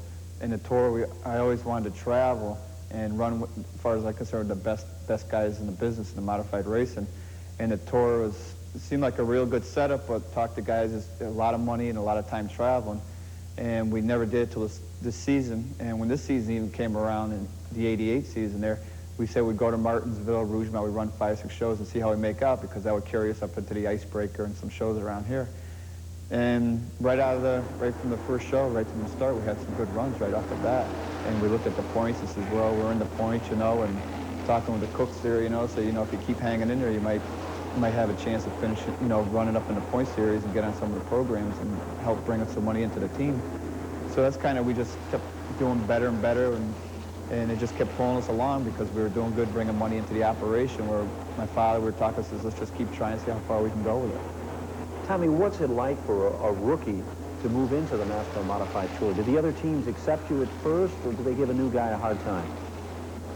Well, I would say I really didn't have too bad a time getting used to some of the guys, because I ran with them at Stafford and Thompson somewhat on some tour shows, but when I was doing that, I wasn't really running for points, so I would kind of, you know, they'd put the pressure on. I'd move over because I felt like, you know, those guys were trying to make a livelihood or running for points, and I'm only doing it for a hobby, you know, for, say, 3 or 4 shows a year the last couple seasons there, and I wouldn't really run as hard as I could.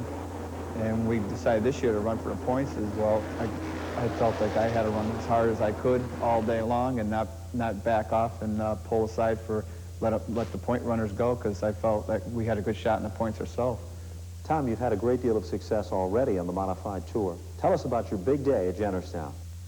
Yeah, it was a hot day down there, but the cars seemed to run great all day for us. The track, the first time we went down there in the spring show, I really liked the track. It reminded me sort of like Thompson Speedway. It was a good-sized track. The banking was a little less, but the car felt really good there, and we were running strong our first time down there. Then we lost the power steering, and we were running like 4th in the show. We had to pull out, just couldn't drive the car no more. The power steering was seized up in the car.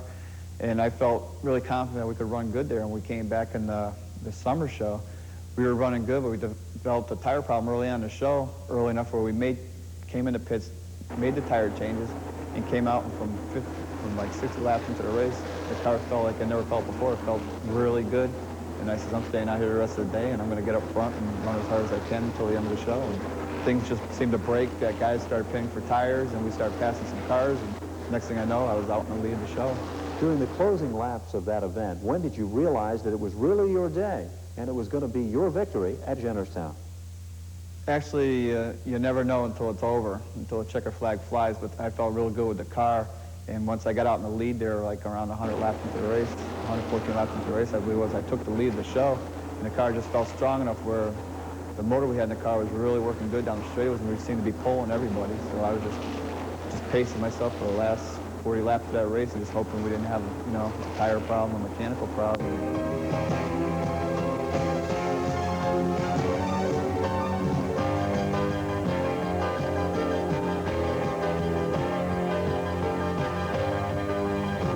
That probably was because I wasn't used to Mike and Mike wasn't used to me. We tried to get things done in a way that sort of rushed everybody, where we didn't have the thing was, you know, he was putting strain on his motor, and the tire bill added up, and it became expensive that way. But this year with Kerry, Proved to be exciting right from the start. Jim Spencer would go to the inside and challenge. Zachariah would be forced to back out of it. Kevin Iris would run the outside with car number 2. But Spencer was looking good at the front of the field when Reggie Ruggiero would reel him in. Tom Baldwin driving Ralph Solin's number 0 would also move in, making it a 3-car battle for the lead. Suddenly contact was made and Dick Trickle would slam the wall hard. Tony Jankaliak would be involved, and Jim Spencer would let Reggie Ruggiero aware of the fact that he was not pleased with the situation. As Ruggiero's crew came onto the racetrack, this would result in the 44 being disqualified from the event. Back to green flag conditions, Tom Baldwin was way out in front, but the challenge was on for second. Kevin Iris would drop to the inside as Bobby Fuller would go to the outside. Then Tony Jankaliak would reel him in, but Tom Baldwin would take down the win in night number 1. The second night of competition after a rainout saw Jay Hedgecock to the inside of Reggie Ruggiero into turn number 1. Hedgecock was out in front, but Ruggiero was moving in, and so wasn't Tom Baldwin. But still, Jay Hedgecock would hold on to position number 1. It was Baldwin who was coming to the front of the field when Ruggiero would have a problem. Baldwin would now dive to the inside of Jay Hedgecock to take over position number 1. Then suddenly Ruggiero would stop on the racetrack, a mechanical problem, and Reggie Ruggiero was out of the event. A quick driver's change, and Ruggiero would be back in the competition. It was still a battle towards the front of the field when Ruggiero would get crossed up. Alan McClure would manage to squeak by, but the challenge was still on. Jankaliak was still pressuring Jay Hedgecock for position number 3. Then suddenly Hedgecock and Jankaliak would go spinning. No real damage done here, but back at the front of the field, it was Tom Baldwin to take down another victory. Night number 3 in Monday competition saw Tony Jankaliak quickly jump out into the lead. Challenge was already on, and Bob Fuller was looking impressive once again, setting in second.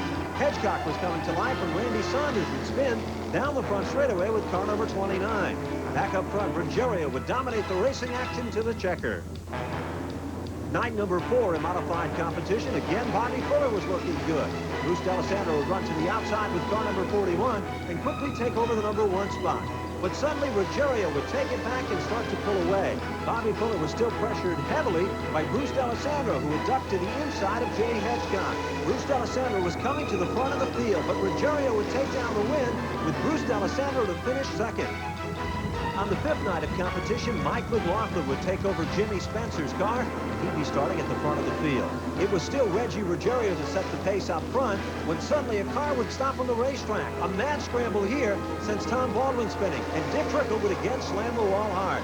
But Reggie Ruggiero would take down yet another victory. Night number 6 of the World Series of competition again saw Reggie Ruggiero battle with Tony Jankowiak. Tom Baldwin was coming on strong, and he too would come to the front of the field. But Ruggiero would set the pace to win another victory. In the 7th night of competition, again, it was Reggie Ruggiero. The 8th and final night of competition in the World Series was a tribute to Richie Evans. Tom Baldwin would start up front at row number 1 to the outside of Tony Jankowiak, and Baldwin would set the pace in the early laps of competition. But Reggie Ruggiero was already driving to the front of the field. Ruggiero would soon take over the number 1 spot and literally start to pull away from the field.